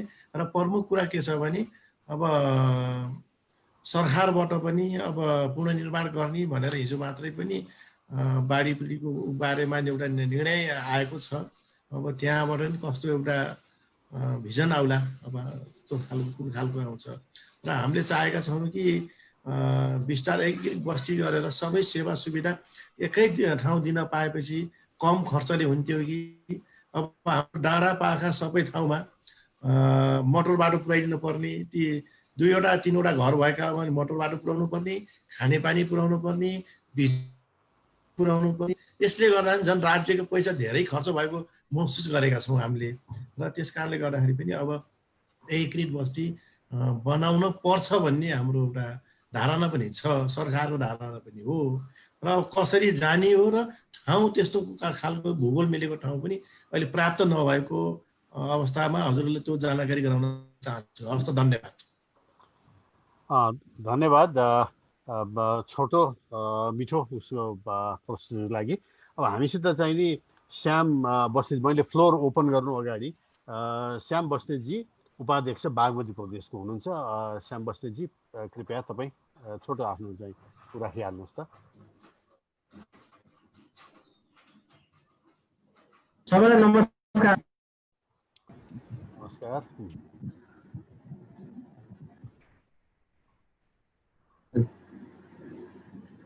नमस्कार नमस्कार। मैले त यसो पार्टी आज सुन्न चाहिरहेको छु। ओके, धन्यवाद। धन्यवाद सर, धन्यवाद। आज श्याम सरले सर नमस्कार नमस्कार। अब हामी ओपन डिस्कसनमा जाउँ सर। सुन्ने मात्रै मैले भनेको सुनेन कि श्याम बस्नेतजी श्याम बस्नेतजी हो।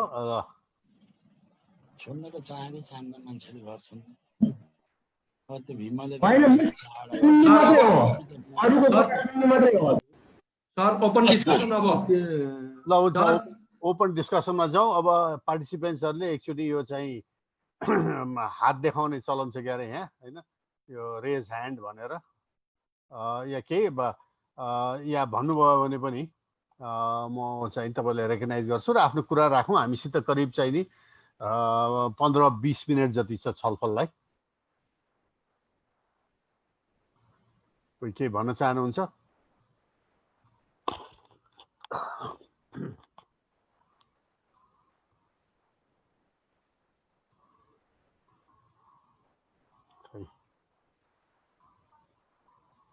आवाज आएन।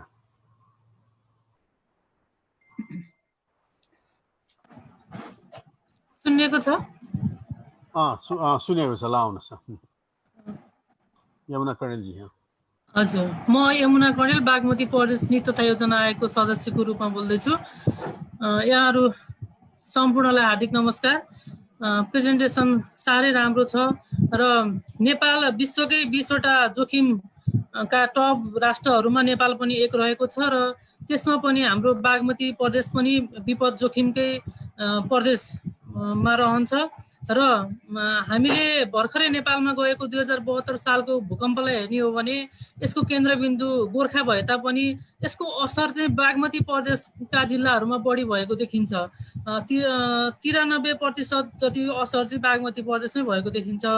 त्यसकारणले पनि हामी भूकम्पको जोखिमबाट पनि मुक्त छैनौँ र त्यो भूकम्प पश्चात हाम्रा पहाडी जिल्लाहरूमा गएका जुन जमिन फाटिएको अवस्था थियो त्यसमा अहिले जस्तै सिन्धुपाल्चोकलाई नै उदाहरणको रूपमा लिन सकिन्छ। त्यहाँ अहिले यो ल्यान्डस्लाइडहरू भइरहेछ, अत्यन्तै दुःख पाइरहेका छन् त्यसको नागरिकहरूले। त्यस्तै हाम्रो चितवन जुन मेरो जन्मस्थान पनि हो राप्ती नगरपालिका, यहाँ चाहिँ बाढी राप्ती नदीको बाढीले गर्दाखेरि 2027 साल 51 साल र कुन सालमा यहाँ बाढी जाने हो भनेर अलिकति पानी पर्ने बित्तिकै हामी डराउनु पर्ने अवस्था छ। त्यस्तै राप्ती नगरपालिकाकै पहाडी भेगमा चाहिँ जो चेपाङ बस्तीको आदिवासी जनजाति चेपाङहरू छन् त्यो एरियामा पनि उनीहरूले खोरिया खन्ने र अर्को साल आएर फेरि त्यसलाई ल्यान्डस्लाइड हुने यस्तो त्यहाँ दुःख पाइरहेका छन्। त्यस्तै गरेर धादिङ भयो, पहाडी जिल्लाहरू सिन्धुपाल्चोक, रामेछाप, दोलखा यिनीहरू पनि ल्यान्डस्लाइडको अत्यन्त जोखिम छ। त्यसो हुँदाखेरि हामीले बागमती प्रदेशमा नै अब डिजास्टर म्यापिङ गर्नुपर्ने हुन्छ। पालिका स्तरमा कुन पालिकामा कुन प्राकृतिक जोखिमको अत्यन्त जोखिमयुक्त छ त्यसलाई चाहिँ हामीले एउटा नक्साङ्कन नै गरेर हरेक पालिकाले चाहिँ अब कस्तो योजना बनाउने भनेर एउटा योजना बनाउनु पर्ने देखिन्छ। अर्को मलाई लागेको चाहिँ म्यापिङ पछि अब म्यापिङ त गर्यो र हामीले यो प्राकृतिक विपद पर्नुभन्दा पहिला के गर्ने, बिफोर र ड्युरिङ त्यो विपदको समयमा के गर्ने र आफ्टर डिजास्टर चाहिँ के गर्ने भनेर हामीले 3 चरणमा बाँधेर हाम्रो योजनाहरू बनाउने पर्ने हुन्छ। अहिले तत्काललाई के गर्ने, अल्पकालीन र दीर्घकालीन सोच राखेर के गर्ने भनेर चाहिँ हामीले एउटा योजनाबद्ध रूपमा अगाडि बढ्यो भने सजिलो हुन्छ जस्तो लाग्छ। अब यो बागमती प्रदेश गठन भइसकेपछि हामीले विभिन्न ऐन कानुनहरू त बनाइराखेका छौँ र अहिले भर्खरै यो संविधान दिवसको उपलक्ष्यमा सिन्धुलीको दुधौली नगरपालिकामा चाहिँ दुधौली गाउँपालिकाको त्यहाँ हामीले भर्खर मुसहर बस्तीको लागि चाहिँ एउटा पक्की घर बनाएर वितरण गरेका छौँ। अब बिस्तारै त्यहाँ रोजगारीको व्यवस्थाहरू, सडक, खानेपानी, विद्यालय, हस्पिटल सबै कुराहरूको चाहिँ म्यानेज गर्नुपर्ने हुन्छ। हामीले अब कुनै पनि बस्ती बनाउँदाखेरि यो एकीकृत रूपमा सोचेर नै विकास गर्नुपर्ने हुन्छ। दीर्घकालीन रूपमा त्यसलाई बढाउन सकिन्छ कि छैन भन्ने कुराहरू सरको प्रेजेन्टेसनबाट पनि धेरै आइसकेको छ। यसलाई मैले अत्यन्त मनन गरेको छु। र अर्को कुरा चाहिँ बागमती प्रदेशले पहिला 5 करोड राखेको थियो भने यस सालबाट 10 करोड राखेको छ विपद व्यवस्थापनको लागि। त्यस्तै गरेर स्थानीय पालिकाहरूले पनि आफ्ना नीति कार्यक्रमहरू र बजेटमा पनि आफ्नो यो विपदको लागि चाहिँ छुट्टै रकम छुट्याउनु पर्ने हुनेछ। त्यस्तै गरेर यो समुदाय यो जोखिमहरू देख्दाखेरि जस्तै हाम्रो त हिमालदेखि तराईसम्म जोडिएको छ यो प्रदेश। त्यसकारण हिमालमा शेर्पा बस्छन् भने तराईमा थारूहरू बस्छन् भने यी विभिन्न जनजातिहरू बस्दाखेरि उनीहरूको त्यो ठाउँमा बस्दा कुन बेलामा बाढी आउँछ, कुन बेलामा यस्तो हुन्छ भने अलिअलि उनीहरूलाई चाहिँ एउटा नलेज पनि हुन्छ। त्यस्तो इन्डिजिनस नलेजहरूलाई पनि हामीले क्याच गर्न सक्नुपर्ने हुन्छ। र अर्को मलाई लागेको चाहिँ सूचना प्रणाली। मैले जस्तै अब म जापानमा 10 वर्ष बसेँ आफ्नो अध्ययनको सिलसिलामा, त्यो पनि भूकम्पको एकदमै जोखिम ठाउँ हो। जस्तै उनीहरूले 2001मा म जाँदाखेरि त्यो के भन्छ एउटा तोखाई जिसिन भनेको तोखाई एरियामा एउटा भूकम्प आउँछ भनेर तोकेका थिए, तर अहिलेसम्म त्यो आएन। तर उनीहरू त्यसको लागि चाहिँ तयारी गरिरहेका छन्। त्यसो हुँदाखेरि हामीले पनि कुन एरियामा हामीलाई जोखिम छ त्यसको लागि चाहिँ हामीले सोचेर तयारीमा लागिरहनुपर्छ। र मैले लागेको चाहिँ हामी होरिजेन्टली पनि भर्टिकली पनि सङ्घीय सरकार, प्रदेश सरकार, स्थानीय सरकार पनि एकीकृत रूपमा हामी यो अन्तर सरकार बिचमा पनि विपद व्यवस्थापनमा कसरी लाग्ने भनेर समन्वय सहकार्य गर्नुपर्ने हुन्छ भने त्यो एउटा पालिका सङ्घ अथवा प्रदेशमा पनि त्यहाँ भएका सङ्घ संस्थाहरू, अब रेड क्रस भयो, गैर सरकारी संस्थाहरू भए, यी संस्थाहरू बिचमा पनि कसरी समन्वय र सहकार्य गर्न सकिन्छ भनेर सोच्नुपर्ने हुन्छ। र एउटा अहिलेसम्म गठन भएको छैन, प्रदेशमा पनि र स्थानीय तहमा पनि विपद व्यवस्थापन प्राधिकरण भनेर एउटा संस्था नै चाहिन्छ भन्ने मलाई लाग्छ। त्यो भयो भने हामीलाई काम गर्न धेरै सजिलो हुन्छ। ठिक छ, अब अर्को कुरा चाहिँ हामीले अब यो भूकम्प गयो, पानी पर्छ, अहिले पानी परिरहेको छ, अहिले चितवनमा पनि। अब पानी पनि पर्दाखेरि हामीले कति पानी पर्यो भने चाहिँ अब पहिरो आउने, बाढी आउने हुन्छ त भनेर हामीले एउटा सूचना प्रणालीको पनि व्यवस्था गर्नुपर्ने हुन्छ। र विभिन्न गैर सरकारी संस्थाहरू र सरकारी बिचमा समन्वय सहकार्य गरेर अघि बढ्यो भने पक्कै पनि हामी सफल हुन सक्छौँ र एकीकृत बस्ती विकासको लागि पनि धेरै नै सजिलो हुन्छ जस्तो मलाई लाग्छ। र हामीले गरिने विपद व्यवस्थापनको बेलामा गरिने कार्यक्रमहरू दोहोरोपन आउनु भएन, एकद्वार प्रणाली भयो भने चाहिँ त्यसलाई व्यवस्था गर्न सजिलो हुन्छ। जस्तै भूकम्पको बेलामा भन्ने गरिन्थ्यो चामल र दाल त धेरैले दिए, तर त्यो औषधि महिला बालबालिका जो पीडित छन्, सामान्य रूपमा भन्नुपर्दा महिलाहरूलाई मेन्सुरेसन प्याड पनि पाइएन, अरू त सबै पाइयो भन्ने थियो। र सानो सानो कुरा पनि वेल म्यानेज गरेर गइयो भने चाहिँ धेरै सजिलो हुन्छ। त्यसो हुँदाखेरि हामीले एउटा व्यवस्थापन रूपमा सुरुबाट नै सोचौँ, अब ढिलो भएको छैन, योजनाबद्ध रूपमा लागौँ, विपद व्यवस्थापनको योजना पालिका स्तरमा गरौँ। र हामीले पालिकामा गर्दा, प्रदेशमा गर्दा, एकले पर्दा अर्कोलाई पनि फेरि सहयोग गर्न सकिन्छ बजेटको व्यवस्थापन गर्दै गयो भने। जस्तै पोहोर साल 2 नम्बर प्रदेशमा हावाहुरी आउँदाखेरि बागमती प्रदेशबाट मुख्यमन्त्रीज्यू गएर 1 करोड सहयोग गर्नुभएको थियो। त्यस्तै गरेर हामी एक प्रदेशले अर्को प्रदेशलाई पनि सहयोग गर्न सक्छौँ, एक पालिकाले अर्को पालिकालाई पनि सहयोग गर्न सक्छौँ। त्यसो हुँदाखेरि हामी थोरै भए पनि आजैदेखि त्यसको लागि केही सुरु गरियो भने चाहिँ भोलिका दिनहरूमा सजिलो हुनेछ भन्ने लाग्छ। र हामीले हाम्रा बालबालिकाहरूको शिक्षामा नै पनि यो विपद व्यवस्थापनको बारेमा कसरी जोगिने भनेर करिकुलममा पनि समावेश गर्नुपर्ने हुन्छ भन्ने लाग्छ। र अहिले यो प्रदेश सरकारले कोभिड यो महामारीको बेलामा स्थानीय निकायहरूलाई पनि आफ्नो 20 लाख 5 लाख पालिकालाई, महानगरपालिकालाई, गाउँपालिकालाई त्यो अनुसार छुट्याएर पठाएको छ। यसरी एकअर्कामा समन्वय सहकार्य गर्दै गयो भने चाहिँ आगामी दिनमा हामी विपद व्यवस्थापनमा सक्षम हुनेछौँ। र एकीकृत बस्ती विकासको लागि पनि तिनीहरूको लाइफ स्किलदेखि लिएर लाइभलीहुडदेखि लिएर सबै कुराहरू समग्र रूपमा सोच्नुपर्ने हुन्छ। नत्र सुरुमा 1-2 ठाउँमा एकीकृत सुरक्षित बस्ती विकास गरेर त्यही अनुसार अर्को ठाउँमा पनि विकास गर्न सकिन्छ। र हाम्रो देश भनेको बहुसांस्कृतिक बहुधार्मिक देश हो, र हाम्रा संस्कृतिहरू पनि नमेटिने खालको, जुन हामीलाई पर्यटनमा पनि विश्वबाट आउँदाखेरि विश्वमा बन्ने कङ्क्रिटका विकास र नेपालमा बन्ने विकास एउटै भयो भने त्यो राम्रो मान्दैनन्। त्यसो हुँदाखेरि हाम्रो यो बहुसांस्कृतिक बहुजातीय यो संस्कृतिलाई पनि प्रिजर्भ गर्ने खालको चाहिँ विकास निर्माणमा सबै एकजुट भएर लागौँ भन्दै मेरो 2 शब्द अन्त्य गर्छु। धन्यवाद, नमस्कार। धन्यवाद डाक्टर यमुना। अब फ्लोरबाट कसैको केही यस्तै प्रश्न या केही कमेन्ट छ भने एकचोटि आफूलाई चिनाउनुहोस् त हात उठाएर यहाँ, अनि त्यसपछि हामी चाहिँ सुनिल बाबु, डाक्टर सुनिल बाबुलाई फाइनल 5 मिनटमा ऱ्यापअप उहाँको चाहिँ नि उठेका प्रश्नहरूमा कमेन्ट भन्छु, र त्यसपछि हामी भोट अफ थ्याङ्क्स हाम्रा पानी सदुपयोग फाउन्डेसनका नवीन्द्र दाहालजी, डाक्टर नवीन्द्र दाहालजीलाई दिन्छु। फ्लोरबाट केही छ, कसैको ठोस प्रश्न?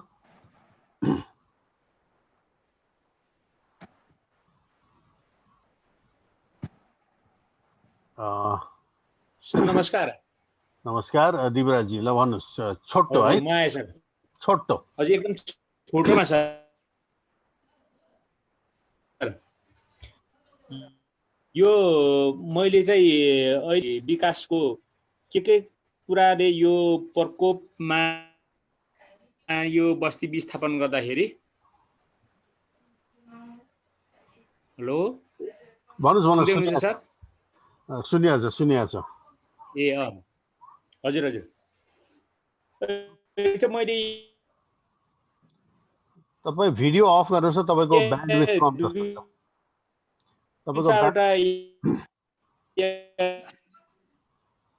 मुख्य कुरा चाहिँ एउटा के हेरेको थिएँ हजुर सर, ल सोधिहाल्नुहोस् ल, अब सुनिन्छ। हजुर अनि यो चाहिँ अब एउटा कुरा चाहिँ यो आवासको अधिकार सम्बन्धी ऐन 2075 पनि आएको छ। सुरक्षित नागरिक आवास कार्यविधि त्यही अन्तर्गत 2075 अनि जोखिम युक्त बस्ती स्थानान्तरण र एकीकृत बस्ती विकास सम्बन्धी कार्यविधि यो दुईटा चाहिँ आएको देखिन्छ। र यहाँ चाहिँ प्रष्ट रूपले चाहिँ के देखिन्छ भन्नुहुन्छ भनेदेखि यो नाप नक्साङ्कन गर्ने चाहिँ अब सङ्घीय सरकारले प्रदेश सरकारलाई र प्रदेश सरकार र सङ्घीय सरकारको जुन कार्यविधिभित्र रहेर चाहिँ स्थानीय तहले चाहिँ बनाउने र बस्ती कस्तो ठाउँमा चाहिँ राख्ने कस्तो ठाउँमा नराख्ने भन्ने एउटा कुराहरू प्रष्ट रूपले देखिन्छ। तर कार्यान्वयनमा चाहिँ किन आएन, के स्रोतको कमी हो कि अर्थात् सङ्घीय सरकारले ती नाप नक्सा तयार गरेर प्रदेश सरकारमा नदिएको हो कि अथवा प्रदेश सरकारकै फेरि स्थानीय तहले चाहिँ प्रदेश सरकार र सङ्घीय सरकारको जुन नाप नक्सा र जोखिमयुक्त बस्ती र अर्कोतिर भूप्रयोग नक्सा भनेका छन्, यो 10 प्रकारमा विभाजन गरिएको छ। र त्यो अन्तर्गत चाहिँ बस्ती विकास गर्नुपर्ने र बस्ती विकास गर्न नपाइने भन्ने पनि छ। बस्ती विकास गर्न कस्तो ठाउँमा नपाइने भन्दाखेरि यो 10 वटा क्याटेगोरीमा चाहिँ अब भूमि उपयोगलाई त्यहाँ दिएको छ भनेदेखि यो अन्तर्गत चाहिँ नाप नक्सा कहाँ पुगेको छ, सङ्घीय सरकारले के गरिरहेको छ र प्रदेश सरकारले के गर्दै हुनुहुन्छ र स्थानीय तहले पनि के गरिरहेको छ भन्ने कुरो यहाँ चाहिँ स्थानीय तहमा रहनुहुने हाम्रा मेयरहरू पनि हुनुहुन्छ अनि सङ्घीय सरकारमा हुनुहुने यता नीति बनाउने क्षेत्रमै रहनुहुने अब हाम्रो सरको अत्यन्त राम्रो चाहिँ प्रस्तुति पनि यहाँ देखियो। यो कुराहरूलाई ख्याल गर्नुपर्छ र बस्ती विकास गर्नुपर्छ भनेर डाक्टर साहबले राख्नुभयो। यो के हो, कहाँ पुगेको छ र किन चाहिँ त्यसो भए यो जोखिमयुक्त ठाउँमै बसिरहनु पर्ने अवस्था किन आएको छ, यति मेरो जिज्ञासा हो सर। धन्यवाद।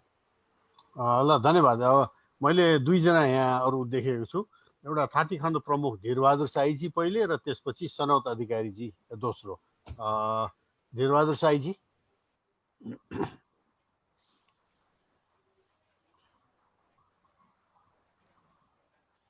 धीरबहादुर साईजी हुनुहुन्छ? उहाँको माइक्रोफोन देखिरहेको छैन सर। सनोजीमा जाउँ हजुर। ल सनोजी तपाईँ गर्नुहोस्, उहाँ फेरि आउनुभयो भने फेरि उहाँ कहाँ जाउँ। हजुर नमस्कार सबैजनालाई अनि धेरै धेरै धन्यवाद यो एकदमै आवश्यकीय र एकदमै इफेक्टिभ प्रोग्राम एरेन्जमेन्टको लागि। यो डिजास्टर रिस्क म्यानेजमेन्ट यो इन टर्म्स अफ सेटलमेन्ट म्यानेजमेन्टको हिसाबले कुरा गर्दाखेरि दुई तिनवटा कुरा चाहिँ हामीले एकदमै अगाडि गइहाल्नुपर्छ जस्तो लाग्छ होइन। योजना आएका सदस्यहरू पनि हुनुहुन्छ, स्थानीय तहका पदाधिकारीहरू हुनुहुन्छ, प्रदेशका सबै हुनुहुन्छ। तपाईँहरूले चाहने हो भने, इच्छा शक्ति राख्ने हो भने त्यो काम गर्न सकिन्छ जस्तो लाग्छ। एउटा चाहिँ हामीले यो risk sensitive land use planning गर्नको प्लान बनाउनको लागि चाहिँ यही वर्ष आर्थिक वर्षबाट सुरुवात गर्नु पर्यो होइन। प्रत्येक गाउँपालिकामा अथवा कति सकिन्छ, पहिलो वर्ष प्रदेशभित्रको यतिवटा गाउँपालिकामा गरिसक्ने अथवा 5 वर्षभित्रको एउटा टाइमलाइन बनाएर जान चाहने हो भने सकिन्छ जस्तो लाग्छ होइन।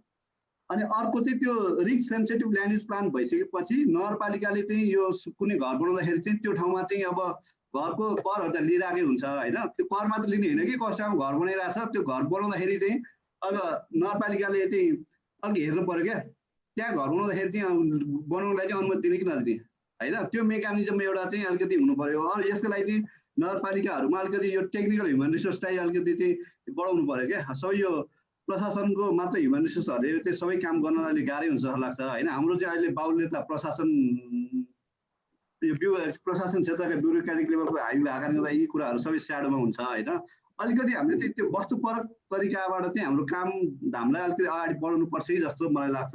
दुईवटा कुरा, एउटा risk sensitive land use planning र त्यो प्लानिङ भइसकेपछि अनि सेटलमेन्ट डेभलपमेन्ट गर्दाखेरि चाहिँ त्यसो चाहिँ अलिकति अनुमति चाहिँ गाउँपालिकाबाट लिनुपर्ने एउटा प्रावधान चाहिँ हामीले एकदम गर्नु जरुरी जस्तो देखिन्छ। हस्, थ्याङ्क यू। धन्यवाद। अब मनिषा सुवेदजीले हात उठाउनु भएको छ। मनिषाजी। हजुर सबैलाई नमस्कार। म मनिषा सुवेदी। मैले चाहिँ यहाँ अघि सुनिल सरले जुन बारपाकको प्रेजेन्टेसनको क्रममा स्लाइड देखाउनु भएको थियो त्यसमा र दीपक सरले पनि अघि त्यसमा एड गर्नुभयो त्यो कुरा यो इन्जिनियर र लोकल इन्डिजिनियस नलेजको कुरामा। त्यसमा हामीले पनि गरेको स्टडिजहरूमा के देखियो भनेदेखि अब हामीले हो लोकल इन्डिजिनियस नलेजहरूलाई कन्जर्भ गर्छौँ, हामी सबै एग्री गर्छौँ। तर जस्तो कि पोस्ट डिजास्टरको इभेन्टहरूमा चाहिँ रिकभरीको केसमा जति पनि मेसन ट्रेनिङहरू भए, इभन एनआरएले गर्यो अथवा जति पनि सबै एजेन्सिजहरूले गरेको मेसन ट्रेनिङहरू चाहिँ सबै फेरि कङ्क्रिट बेस्ड ट्रेनिङ नै गरे। त्यसले गर्दाखेरि जुन लोकल आर्किटेक्चरहरू छ त्यसलाई कन्जर्भेसन गर्नलाई फेरि अब रिकभरीको फेजमा जुन कन्स्ट्रक्सन फेरि गर्यो त्यसमा त फेरि सबै पनि त्यो कङ्क्रिटकै घरहरू नै बन्ने भए। त्यसैले गर्दाखेरि अब जुन लोकल गभर्मेन्टहरूले अहिले प्लानिङ गरिरहनु भएको छ त्यसमा चाहिँ उहाँहरूले आफ्नो प्लानिङमा चाहिँ त्यहाँ लोकल आर्किटेक्चरहरूलाई कसरी कन्जर्भ गर्ने भन्ने कुरा चाहिँ त्यो आफ्नो प्रिपेयर्डनेस प्लानहरूमा नै राख्दै जानुपर्छ होला भनेर मैले त्यो भन्न चाहे। हस्, थ्याङ्क यू। ल थ्याङ्क यू। अब म अरू देखिरहेको छैन मैले।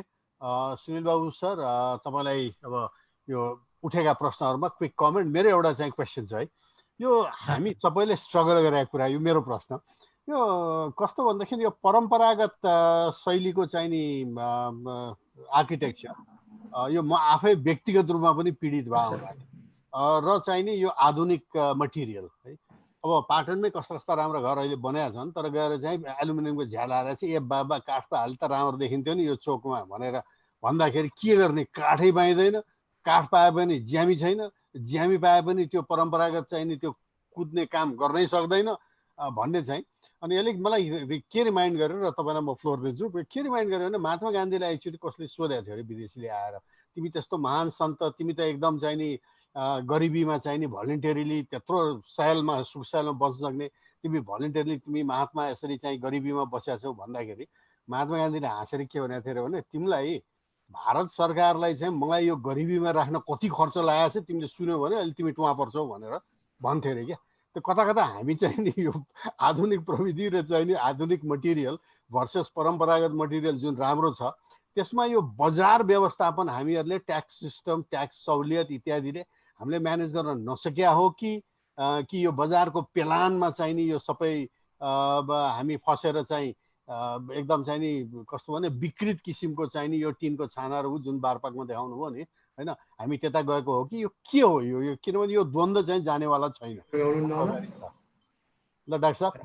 हस्, एकदम पुनः एकपल्ट सबैलाई एकदम धन्यवाद दिन चाहन्छु। एकदमै मैले त अब यहाँहरूबाट धेरै सिक्ने अवसर प्राप्त भयो हैन। स्थानीय तहमा, प्रदेश तहमा भएका कुराहरू यहाँले जुन सेयरिङ गरिदिनु भयो, यहाँहरूप्रति हार्दिक आभार प्रकट गर्न चाहन्छु। मलाई पनि यो एउटा सिक्ने अवसरको रूपमा प्राप्त भयो र म अब हाम्रो दीपक सरको पनि म एड्रेस गरौँला, तर म समष्टिगतमा राख्न चाहन्छु किनभने समय कम छ। पहिलो कुरा त यो इन्डिजिनस टेक्नोलोजी, रैथाने प्रविधि, यो परम्परागत प्रविधि, सिप, ज्ञान र प्रविधिको बारेमा कुरा आएको छ। मैले अलिकति यो बारपाकको केस चाहिँ एउटा प्रतिनिधित्व तस्बिर मात्रै प्रस्तुत गरेको थियो। मेरो त्यसमा फेरि ढुङ्गा नै प्रयोग गर्नुपर्छ भन्ने चाहिँ होइन। यस्तो खालि यति चेन्ज गर्दाखेरि यस्तो देखिएको छ, हाम्रो परम्परागत नलेज, ज्ञान, सिप र हाम्रो लोकल मेटेरियल्सहरू चाहिँ डिस्करेज भएको अवस्था छ भन्ने मात्रै हो। केही नराम्रा कुराहरू छन् भने त्यसलाई बिस्तारै हटाउने अथवा त्यसलाई मोडिफाइड गरेर पनि प्रयोग गर्न सकिन्छ।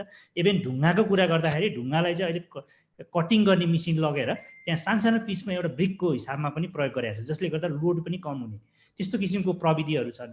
र म नास्टको पनि यहाँ अहिले प्रतिनिधित्व गर्दाखेरि मैले के भन्न खोज्छु भन्दाखेरि हाम्रा परम्परागत नलेज जुन छ, ज्ञान, सिप, प्रविधि, यसलाई चाहिँ साइन्स एन्ड टेक्नोलोजी, अहिले मोडर्न टेक्नोलोजीले अलिकति ब्याकअप गरिदिने, अलिकति त्यसलाई चाहिँ अलि त्यसका चाहिँ सुधार गरिदिने हो भने यसले हाम्रो मार्केटमा लोकल मेटेरियल्सको चाहिँ म्याक्सिमम चाहिँ यसले मान्यता पाउन सक्छ जस्तो मलाई लाग्दछ। जस्तो तपाईँले चाहिँ अब म पनि जापानमा पढायो, हाम्रो मान्य सदस्यज्यूले पनि जापानमा बस्नुभयो भने चाहिँ ओसाका क्यासल होइन, तपाईँको ढुङ्गाको कत्रा ढुङ्गाले चाहिँ बनाएको छ, भूकम्पबाट पनि त्यसले चाहिँ उ गरेको छ होइन, विदाउट मोटार प्रयोग गरेको छैन त्यहाँ होइन, ढुङ्गाको गाह्रोलाई नै यसरी स्किलफुल्ली लगाएको छ कि त्यसले चाहिँ तपाईँको चाहिँ भूकम्प अनि प्रतिरोधात्मक हिसाबले चाहिँ भएको छ। त्यस कारणले हाम्रा नलेजहरू चाहिँ हाम्रो स्थानीय मेटेरियल्सहरूलाई नै राम्रो तरिकाबाट प्रयोग गर्ने प्रविधिहरूको चाहिँ एउटा रिसर्च एन्ड डेभलपमेन्ट गर्न सक्यो भने त्यसलाई म्याक्सिमम प्रयोगमा ल्याउन सकिन्छ होइन। अब जस्तो काठकै कुरा अहिले दीपक सरले उठाउनु भएको छ, डेफिनेटली यो चाहिँ हामीले चाहिँ हाम्रो चाहिँ यो मार्केटको प्लानमा पनि छ र हाम्रो जुन नलेज हाम्रो चाहिँ जुन लाई चाहिँ इन्करेजिङ हिसाबले चाहिँ आएको जस्तो मलाई लाग्दैन होइन। त्यो पनि बिस्तारै त्यसपछि लोप हुँदै गएको छ पढाइदेखि लिएर अनि त्यसलाई चाहिँ प्रमोट गर्ने कुरा जस्तो। अब अहिले रानी पोखरी भनौँ न, रानी पोखरी अब त्यो चाहिँ धेरै डिबेट भयो। अहिले त फर्स्ट क्लास अब चाहिँ हाम्रो के अरे एकदम ट्रेडिसनल वेमा चाहिँ हाम्रो राम्रो भएछ होइन, पानी होल्ड राम्रै गरिरहेछ, त्यस कारणले गर्न सकिन्छ होइन। त्यस कारणले हाम्रा इन्डिजिनियस टेक्नोलोजीहरू, हेलो सुनिराख्नु भएको छ? सुनिरहेको हजुर, यो कसले यो चलाएको रहेछ यो त्यस्तो हिसाबले गर्दाखेरि हामीले ती कुराहरूलाई चाहिँ प्रमोट गर्ने र त्यस्ता कुनै त्यसलाई चाहिँ सुधार गर्नुपर्छ भने अहिलेको साइन्स एन्ड टेक्नोलोजीका चाहिँ रिसर्च र स्टडीहरूले चाहिँ ब्याकअप गर्थ्यो भने डेफिनेटली त्यसले चाहिँ राम्रो रिजल्ट दिन सक्छ र उपलब्धिमूलक रिजल्ट दिन सक्छ भन्ने मलाई लाग्दछ। अब म एउटा यो इन्टिग्रेटेड सेटलमेन्टमा होइन प्रश्न त छैन, म त्यही पनि मैले यसमा अलिकति एड्रेस गर्न खोजेँ। अहिले कुरा पनि आएको छ जस्तो इन्फ्रास्ट्रक्चर अब कुनै ठाउँमा चाहिँ आवश्यकै छैन भन्ने कुराहरू पनि आइरहेछ होइन। त्यस कारणले चाहिँ हामीले त्यो योजना आयोगमा डकुमेन्ट निकाल्दाखेरि पनि 3 तहमा अबको बस्ती विकास चाहिँ अलिक इन्टिग्रेटेड र कम्प्याक्ट वेमा जानुपर्छ भन्ने हिसाबले चाहिँ गरेको छ। त्यस कारणले अहिले अब हाम्रो नगरपालिकाहरू अहिले पनि रुरल क्यारेक्टरिस्टिकहरू धेरै पाइन्छ होइन, अनि बस्ती विकास एक्सटेन्सन भइरहेछ। तर त्यसमा चाहिँ हामीले अलिकति एउटा प्लान्ड वेमा चाहिँ हामीले गऱ्यौँ र इन्फ्रास्ट्रक्चर चाहिँ यो एउटा चाहिँ प्रमोट एरियामा मात्रै पुर्याउने गऱ्यो भने चाहिँ त्यसले हामीले गरेको इन्भेस्टमेन्टको चाहिँ जस्टिफाएबल हुन्छ। त्यो फेज वाइजमा बिस्तारै विकास गर्न सक्छ। त्यसले गर्दाखेरि हामीसँग त एकदम रिसोर्सको कन्स्टेन्ट छ, हामीसँग त कम छ, तर हामीले चाहिँ बस्ती विकास गर्ने ठाउँमा चाहिँ पहिला इन्फ्रास्ट्रक्चर पुर्याइदिने, अरू ठाउँमा डिस्करेज गर्ने, अनि त्यसमा बस्ती विकास कम्प्लिट भएपछि अनि अर्को ठाउँमा फेरि विस्तार गर्ने, त्यो मोडालिटीमा गयो भने चाहिँ यसले चाहिँ राम्रो रिजल्ट आउँछ र हाम्रो पैसाको चाहिँ राम्रो सदुपयोग हुनसक्छ भन्ने कुरा राख्छु। तेस्रो कुरा मैले राख्न खोजेको चाहिँ हाम्रो सेटलमेन्ट चाहिँ बस्ती विकास गर्ने जुन चाहिँ एक्सटेन्स के अरे यो रिलोकेट गरेर सेटलमेन्ट प्लानिङ गर्दाखेरि अहिले धेरै महानुभावहरूले यो क्लियर छ, यो कुराहरू घर मात्रै त्यहाँ दिएर पुग्दैन, त्यसमा भएका सोसियल इन्फ्रास्ट्रक्चरहरू, त्यसमा चाहिँ विद्यालय, स्वास्थ्य र इकोनोमिक अपर्च्युनिटीहरू त्यहाँ क्रिएट गर्नुपर्छ। त्यो सेटलमेन्ट सेलेक्सन गर्दा नै यस्तो हुनु पर्यो कि त्यहाँ इकोनोमिक अपर्च्युनिटी नजिक भएको ठाउँ अवस्था हुनु पर्यो कि चाहिँ अलिक ठुलो इन्डस्ट्रीहरू अथवा ठुलो सिटीहरूको नजिक भएको भयो भने पनि त्यसले अपर्च्युनिटी क्रिएट गर्छ, होइन भने त्यहीँ भित्र क्रिएट गर्ने सम्भावना। जस्तो हामीले चाहिँ रुरल एरियामा सेटिङमा छ भने तपाईँको चाहिँ टुरिज्म प्रमोसन गर्ने एरियाहरू त्यहाँ नजिक हुन सक्यो भने त्यस्तो ठाउँलाई प्रमोट गर्नलाई चाहिँ राम्रो हुन्छ। जस्तो एग्रिकल्चरको प्रोडक्टिभिटी र हामीले चाहिँ प्राइभेट सेक्टरलाई पनि त्यहाँ इन्जेक्ट गर्नुपर्छ। सर्टेन एरियामा चाहिँ अलिकति एक्सपान्सन गर्ने गरेर त्यहाँ प्राइभेट सेक्टरलाई पनि इन्डस्ट्रीहरू चाहिँ कटेज इन्डस्ट्री सानो होइन यो चाहिँ वातावरणीय हिसाबले चाहिँ राम्रो हुने खालका चाहिँ त्यो प्रमोट गर्यो भने त्यहाँ चाहिँ अपर्च्युनिटी हुन्छ। र प्राइभेट सेक्टरलाई मात्र होइन कोअपरेटिभहरू चाहिँ प्रमोट गर्ने, कम्युनिटी बेस्ड चाहिँ इकोनोमिक अपर्च्युनिटीहरू गर्ने एउटा राम्रो सम्भावना चाहिँ त्यो रिलोकेटेड एरियामा चाहिँ हुनसक्छ। किनभने नयाँ ठाउँमा सबै आएको हुन्छन् अनि एउटा चाहिँ कोअपरेटिभ म्यानरबाट पनि काम गर्न सकिन्छ। यो कुरा राख्न सकेँ। म अब चौथो र अन्तिम कुरा चाहिँ म के राख्न चाहन्छु भन्दाखेरि समय पनि कम छ। नास्ट चाहिँ यो विज्ञान र प्रविधिको क्षेत्रमा यो रिसर्च गर्ने संस्था हो होइन, यो विज्ञान र प्रविधिलाई प्रमोट गर्ने पनि संस्था हो। म यहाँ आदरणीय हाम्रो चाहिँ प्रतिनिधिज्यूहरू हुन्छ प्रदेश सरकारको, स्थानीय सरकारको, हामी जहिले पनि के चाहन्छौँ भने science for society, innovation for prosperity भन्ने नाराका साथ हामी गइरहेछौँ। हामी समाजसँग जोडिन चाहन्छौँ, हाम्रो विज्ञानलाई समाजसँग जोड्न चाहन्छौँ। तपाईहरूले भएका समस्यालाई समाधान विज्ञान र प्रविधि मार्फत हामीले खोज्न खोजिरहेछौँ। त्यस कारणले हामी सहकार्य गर्न चाहन्छौँ स्थानीय तह प्रदेश सरकारसँग। कुनै कामले जनताका त्यहाँ चाहिँ सुविधाजनक दिन सकिन्छ अथवा समस्यालाई हल गर्न सकिन्छ भने त्यस कारणले यस्ता प्रविधिहरूको विकासमा हुनसक्छ होइन। इन्डिजिनियस टेक्नोलोजीहरू तपाईँहरूले देखिरहनु भयो होला आफ्नो प्रदेश र स्थानीय तहमा, जसलाई चाहिँ रिभाइभ गर्नको लागि साइन्स एन्ड टेक्नोलोजीले ब्याकअप गर्न सकिन्छ। हामीले अहिले इन्डिजिनियस टेक्नोलोजीको चाहिँ डिजिटाइज गर्ने सिस्टममा गएको छौँ। तपाईँहरूले इन्फर्म गरिदिनु भयो भने हामी त्यसलाई चाहिँ डिजिटाइज गरिदिन्छौँ होइन। यो गर्न चाहिँ त्यस कारण सहकार्यको पनि एउटा चाहिँ अवसर हामी गरौँ भन्ने एउटा संस्कार पनि विकास गरौँ भन्ने कुरा राख्छु। र म आयोजकप्रति, दिपक सरप्रति, हाम्रो डाक्टर चिरञ्जीवी भट्टराईप्रति एकदमै आभार प्रकट गर्न चाहन्छु। यो समय दिनुभयो, मैले पनि धेरै कुराहरू यहाँहरूबाट सिक्ने अवसर प्राप्त गर्यो। सम्पूर्ण महानुभावलाई नमस्कार भन्छु। धन्यवाद सुनिलबाबु सर। तपाईँले भनेपछि त यहाँ धेरैजनाको धेरै अरू प्रश्न र अरू जिज्ञासाहरू आएको जस्तो लाग्छ मलाई। तर हाम्रो पानी सत्सङ्गको एउटा विशेषता के हो भनेदेखि यो जुममा मात्रै होइन, हामीले वास्तविक फिजिकली गर्दाखेरि पनि हामी के गर्थ्यौँ भने समयमा सुरु गर्ने, समयमा सक्ने, त्यो हाम्रो एउटा विशेषता हो। 5 बजे सुरु गरेर 6:30 बजे अन्तै गर्ने, त्यो पहिले पनि हाम्रो हुन्थ्यो। त्यसैले हाम्रो अब तेस्रो चाहिँ नि यो आउने बुधबार छ, त्यसमा हामीहरूले जियोलोजिस्ट प्यानलहरूलाई राख्दैछौँ। हाइड्रोजियोलोजिस्ट, जियोलोजिस्टहरूको हुन्छ प्यानल, किनभने पानी जीवन हो, तर पानीले चाहिँ तबाही पनि गर्दछ, पानी चाहिँ नि मृत्यु पनि भएको छ। त्यसैलाई चाहिँ ध्यानमा राखेर हाम्रो तेस्रो हुनेवाला छ। कतिपयहरूको अहिले जिज्ञासा प्रश्नहरू आएको महानुभावहरूलाई मेरो अनुरोध छ कि आफ्नो प्रश्न राख्नु होला र यो आउने बुधबार हामी चाहिँ अर्को पानी सत्सङ्ग यही समयमा हुनेवाला छ, यही विषयमा।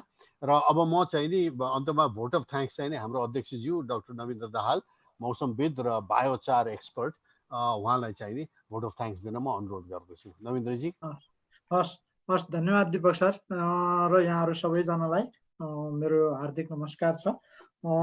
आजको पानी सत्सङ्ग असाध्य अर्थपूर्ण तरिकाले सम्पन्न भएको छ। विपद व्यवस्थापनका लागि एकीकृत बस्ती विकासको जुन आजको छलफलको श्रृङ्खलामा हाम्रो यो पानी सत्सङ्गको चौथो श्रृङ्खला हो। यो विपद व्यवस्थापन सम्बन्धी हामी चाहिँ सञ्चालन गर्छौँ। पानी सत्सङ्ग श्रृङ्खला चाहिँ NWCF को, नेपाल वाटर कन्जर्भेसन फाउन्डेसनको एउटा आफ्नो फ्ल्यागसिप डिस्कसन प्रोग्राम हो। हाम्रो यो चलेको करिब 20 वर्षभन्दा बढी भइसकेको छ। तर अब त्यसैमा अहिले हामीले यो प्राकृतिक विपत्ति सम्बन्धी जुन आजको छलफल भयो, यो चौथो श्रृङ्खला हो यसै सम्बन्धमा। अब आजको छलफलको मोटोमा सारमा हेर्दाखेरि करिब 35 जना उच्च ओहदा र अनुभव भएका विज्ञहरूले आज भाग लिनुभयो र यसले चाहिँ हामी असाध्यै गौरवान्वित भएका छौँ। आजको मुख्य वक्ता उपकुलपति नेपाल नास्टका उपकुलपति डाक्टर सुनिल बाबु श्रेष्ठ मुख्य वक्ता हुनुहुन्छ र उहाँ यो कार्यक्रमको सञ्चालन पूर्व मन्त्री प्राज्ञ दीपक गेवालीले सञ्चालन गर्नु भएको छ। त्यो उहाँ आफै यस क्षेत्रको विज्ञ हुनुहुन्छ र त्यसबाहेक अब प्रदेश आयोग, नीति तथा आयोगका पदाधिकारीहरू यमुना कडेल, श्याम बस्नेत प्रस्तुत हुनुभयो र त्यसै गरी मेयरज्यूहरू प्रभा बराल, पवन प्रसाद भूषाल, देवकुमार नेपालीले आफ्नो छोटो प्रस्तुति राख्नुभयो। अब आजको उहाँहरूप्रति हामी सबै हार्दिक आभार व्यक्त गर्दछौँ, धन्यवाद व्यक्त गर्दछौँ। र आजको प्रस्तुतिको मुख्य केही सार चाहिँ मलाई एकचोटि जाँदै सम्झिएर जानु ठिक होला जस्तो लाग्यो। र अब छोटकरीमा भन्नुपर्दा डाक्टर सुनिल बाबु श्रेष्ठले चाहिँ आजको यो प्रस्तुतिमा चाहिँ मुख्यतः यो सहरी योजना मापदण्डका जुन 8वटा प्रावधानहरू उहाँहरूले विकास गर्नुभएको छ, त्यो प्रावधानको यो मापदण्डको वरिपरि रहेर योजनाबद्ध सहरी विकासबाटै समाज सुरक्षित हुन्छ, बस्ती सुरक्षित हुन्छ भन्ने अवधारणामा चाहिँ यो योजना आयोगमा हुँदै उहाँले सुरु गर्नुभएको कुरालाई अगाडि सारेर मुख्य प्रस्तुति बनाउनु भयो। र उहाँले चाहिँ यो सिन्धुपाल्चोकमा पहिरो गएको जुन एउटा प्रतिनिधि घटनालाई केन्द्रमा राखेर यिनै यो योजनाबद्ध बस्ती विकासका मापदण्डहरू कसरी लागू गर्न सकिन्छ भनेर उहाँले चाहिँ प्रस्तुत गर्नुभएको छ। म त्यसमा धेरैमा जान्न, तर उहाँले अर्को बारपाको बस्ती विकासको लाई अर्को प्रतिनिधिमूलक घटनाको रूपमा लिएर हामीले अवसरहरू गुमायौँ, किनभने त्यसलाई अझ व्यवस्थित गर्ने अवसर जुन थियो हामीले लगानी पनि भयो र त्यहाँ जुन भूकम्पले ठुलो क्षति भएको थियो त्यसबाट हामीले एउटा नमुना सिर्जना गर्न सक्थ्यौँ। त्यो बस्तीलाई हामीले जुन परम्परागत आकर्षक जुन बस्ती थियो त्यसलाई अझ थप आकर्षक सुरक्षित बनाउनु को सट्टा अब हामीले त्यहाँबाट स्थानान्तरण गर्दाखेरि जुन प्रविधि जुन तरिकाले हामीले योजना बनाएर लागू गर्यौँ त्यो चाहिँ नेपालको मौलिक र त्यहाँ स्थानीयहरूको लागि पनि बनिसक्दाखेरि कम आकर्षण हुँदै गएको कुराहरू चाहिँ उहाँले ल्याउनु भएको छ। त्यस कारणले यसबाट पाठ सिकेर अगाडि बढौँ भन्ने उहाँको छ। त्यसैले यो योजनाबद्ध बस्ती विकासका जुन मापदण्डहरू 8वटा छन् तिनीहरूलाई चाहिँ क्रमशः केलाउँदै यो अझै पनि प्रस्तावकै रूपमा छन् भन्नुभएको छ उहाँले, र त्यसलाई फाइनल गरेर त्यसैको वरिपरि रहेर यसलाई अगाडि लग्यो भने अहिले भएका धेरै कुराहरू चाहिँ यसले समेट्छ र त्यसलाई अगाडि लान सक्नुपर्छ भन्नुभएको छ। जस्तो अब एउटा सुरक्षित बस्ती विकासमा को लागि मुख्य कुरा त सुरक्षा भयो, त्यसपछि स्थान पहिचानको छनौट, जोखिम बस्तीको स्थानान्तरणका विज्ञ र समुदाय दुईटैको सहभागिता, आधारभूत आयामहरू जुन छन् खानेपानी, बस्ती, आर्थिक विकासका अवसरहरू, मौलिकता, सांस्कृतिक पहिचानको अवसर, यी सबै कुराहरू छुट्नु भएन। भूउपयोग योजना र नियन्त्रणको हुनु पर्यो, किनभने अब पहिला एक ठाउँमा गर्ने त्यसपछि अर्को ठाउँमा गर्ने भनेर क्रमशः लागू हुनु पर्यो। र प्राकृतिक प्रकोप जोखिम व्यवस्थापनको सामुदायिक क्षमताहरूलाई केन्द्रित भएर उनीहरूको क्षमता विकास गर्नु पर्यो। तल भइरहे पनि सबै कुरा केन्द्रले जानु नपर्ने, त्यहीँको क्षमताले पुग्ने होस्। पुनर्निर्माण र सहरी योजनाहरू सबैलाई समेट्ने खालको होस्, फरक क्षमता भएकालाई पनि होस्, र एकीकृत प्रशासनिक भवन, सामुदायिक भवन, तालिम प्राप्त जनशक्तिको प्रयोग, स्थानीय जनशक्तिलाई नै सकेसम्म तालिम र क्षमतावान बनाउनु पर्छ। र जोखिम सम्भावित क्षेत्रहरूमा विकास गति नियन्त्रण गर्दाखेरि यो स्वाभाविक रूपमा भासिने भिरालो, पहिरो, बाढीबाट सुरक्षित लगायतका कुराहरू पहिले अगाडि बनाएर पालिकाहरूकै स्तरमा त्यो अगाडि गयो भने यसले चाहिँ सुरक्षित हुन्छ भनेर उहाँले सुझाव प्रस्तुत गरेर आफ्नो भनाइ टुङ्ग्याउनु भयो। त्यसपछि हाम्रो प्रभा बराल जो राप्ती नगरपालिका प्रमुख हुनुहुन्छ, उहाँले चाहिँ बस्ती सारेको अनुभव रह्यो र त्यो त्यति सहज रहेन, सजिलो छैन, किनभने सरिसकेकाहरूले पनि खुसी नभएको र त्यहाँ धेरै समस्याहरू भएको कुराहरू बताउनु भएको छ। भनेदेखि बस्ती सार्नको लागि ठुलो पूर्वाधार लगानी र योजनाहरू चाहिने, जुन सुरुमा उपलब्ध नहुने हुनाले बस्ती विकासका लागि त्यो चुनौती रहेको कुरा उहाँले अगाडि सार्नु भएको छ। त्यसैले पर्याप्त पूर्वाधार र तयारी बिना बस्ती सार्नलाई चाहिँ स्थानान्तरण गर्न सहज छैन भन्ने हाम्रो अनुभव रह्यो भन्नुभएको छ। र त्यसै गरी कमल प्रसाद भुषाल जो सङ्घीय खर्कको मेयर हुनुहुन्छ, उहाँले त्यो स्थानीय स्तरमा ठुलो बस्ती स्थानान्तरणको समस्या नभए पनि दलित बस्ती जो 60 घर जति छन्, 300 जना जनसङ्ख्या भएको, तिनीहरू जोखिममा छन् र स्थानान्तरण गर्नको लागि उनीहरू अनिच्छुक छन् र चित्त बुझाउन हामीले सकिएको छैन। अब त्यस्ता समस्याहरू होलान्, तर त्यो जोखिम हुँदाहुँदै पनि हामीले केही गर्न सकेको छैन। अरू कसैले आएर बाहिरबाटै आएर विज्ञहरूले केही चाहिँ उनीहरूलाई चित्त बुझाउन केही सहयोग गरिदिनु भयो भने मद्दत पुग्छ भन्नुहुन्छ।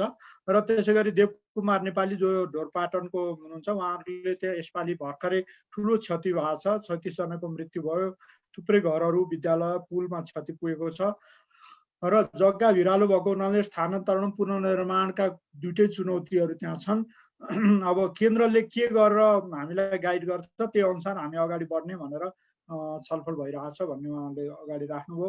र यमुना कडेल बागमती प्रदेशमा नीति तथा योजना आयोगको सदस्य जो हुनुहुन्छ, उहाँले भूकम्पले ल्याएको जोखिम पुनर्निर्माण नसकिँदै बाढी पहिरो र जोखिम बढेको छ र त्यसले 3 चरणको योजना अगाडि सार्ने तयारी भइरहेको कुरा भन्नुभएको छ, अल्पकालीन, मध्यकालीन, दीर्घकालीन गरेर। त्यसै गरी उहाँले दुधौलीमा एकीकृत बस्तीको सुरुवात चाहिँ भएको छ, त्यसबाट पनि केही सिकाइहरू छन् भन्नुहुन्छ। र विपद व्यवस्थापनका लागि 10 करोड बजेट विनियोजन गरिएको छ र त्यो अझै बढाउँदै जाने र पालिका तहमा पनि यस्तै खालको बजेट भयो भने आगामी दिनमा चाहिँ यो बजेटको अभाव नभइकन काम अगाडि बढाउनु पर्छ भन्ने उहाँको छ। र त्यसै गरी जनजाति र स्थानीय समुदायको ज्ञान सिपहरूलाई उपयोग गरेर अगाडि जानलाई र त्यस सँगसँगै सूचना र पूर्व चेतावनी प्रणालीहरूलाई लागू गर्न एकद्वार प्रणालीलाई उपयोगी बनाउन उहाँहरूले चाहिँ अलि जोड दिनु भएको छ। र यति भनेर आजको मुख्य वक्ताहरूको चाहिँ प्रस्तुति थियो र त्यसमा थप प्रश्नकर्ताहरू धीरबहादुर साई, सनोत अधिकारी, डिबी चामलिङ, मनिषा सुवेदीले आफ्ना थप जिज्ञासा र यसको सुझावहरू प्रस्तुत गर्नुभएको छ। र यो बाहेक अब थुप्रै सहभागीहरू हुनुहुन्छ र दिपक सरले भर्खर भन्दै हुनुहुन्छ थुप्रैको प्रश्नहरू आज हामीले समयको कारणले लिन सकेनौँ। त्यस कारणले अर्को श्रृङ्खलामा हामी छलफल जारी राख्छौँ र त्यसमा सहभागिता जनाइदिनलाई उहाँले अनुरोध गर्नुभएको छ र म पनि त्यही अनुरोध दोहोऱ्याउँदै आजको यो छलफलमा सहभागी सबैजनाप्रति हार्दिक आभार व्यक्त गर्दै आजको मिटिङ यहीँ टुङ्ग्याउन चाहन्छु। धन्यवाद। नमस्कार सबैलाई। अर्को कार्यक्रममा पुनः भेट्नेछौँ। नमस्कार। निमन्त्रणा पठाउनेछौँ र अर्को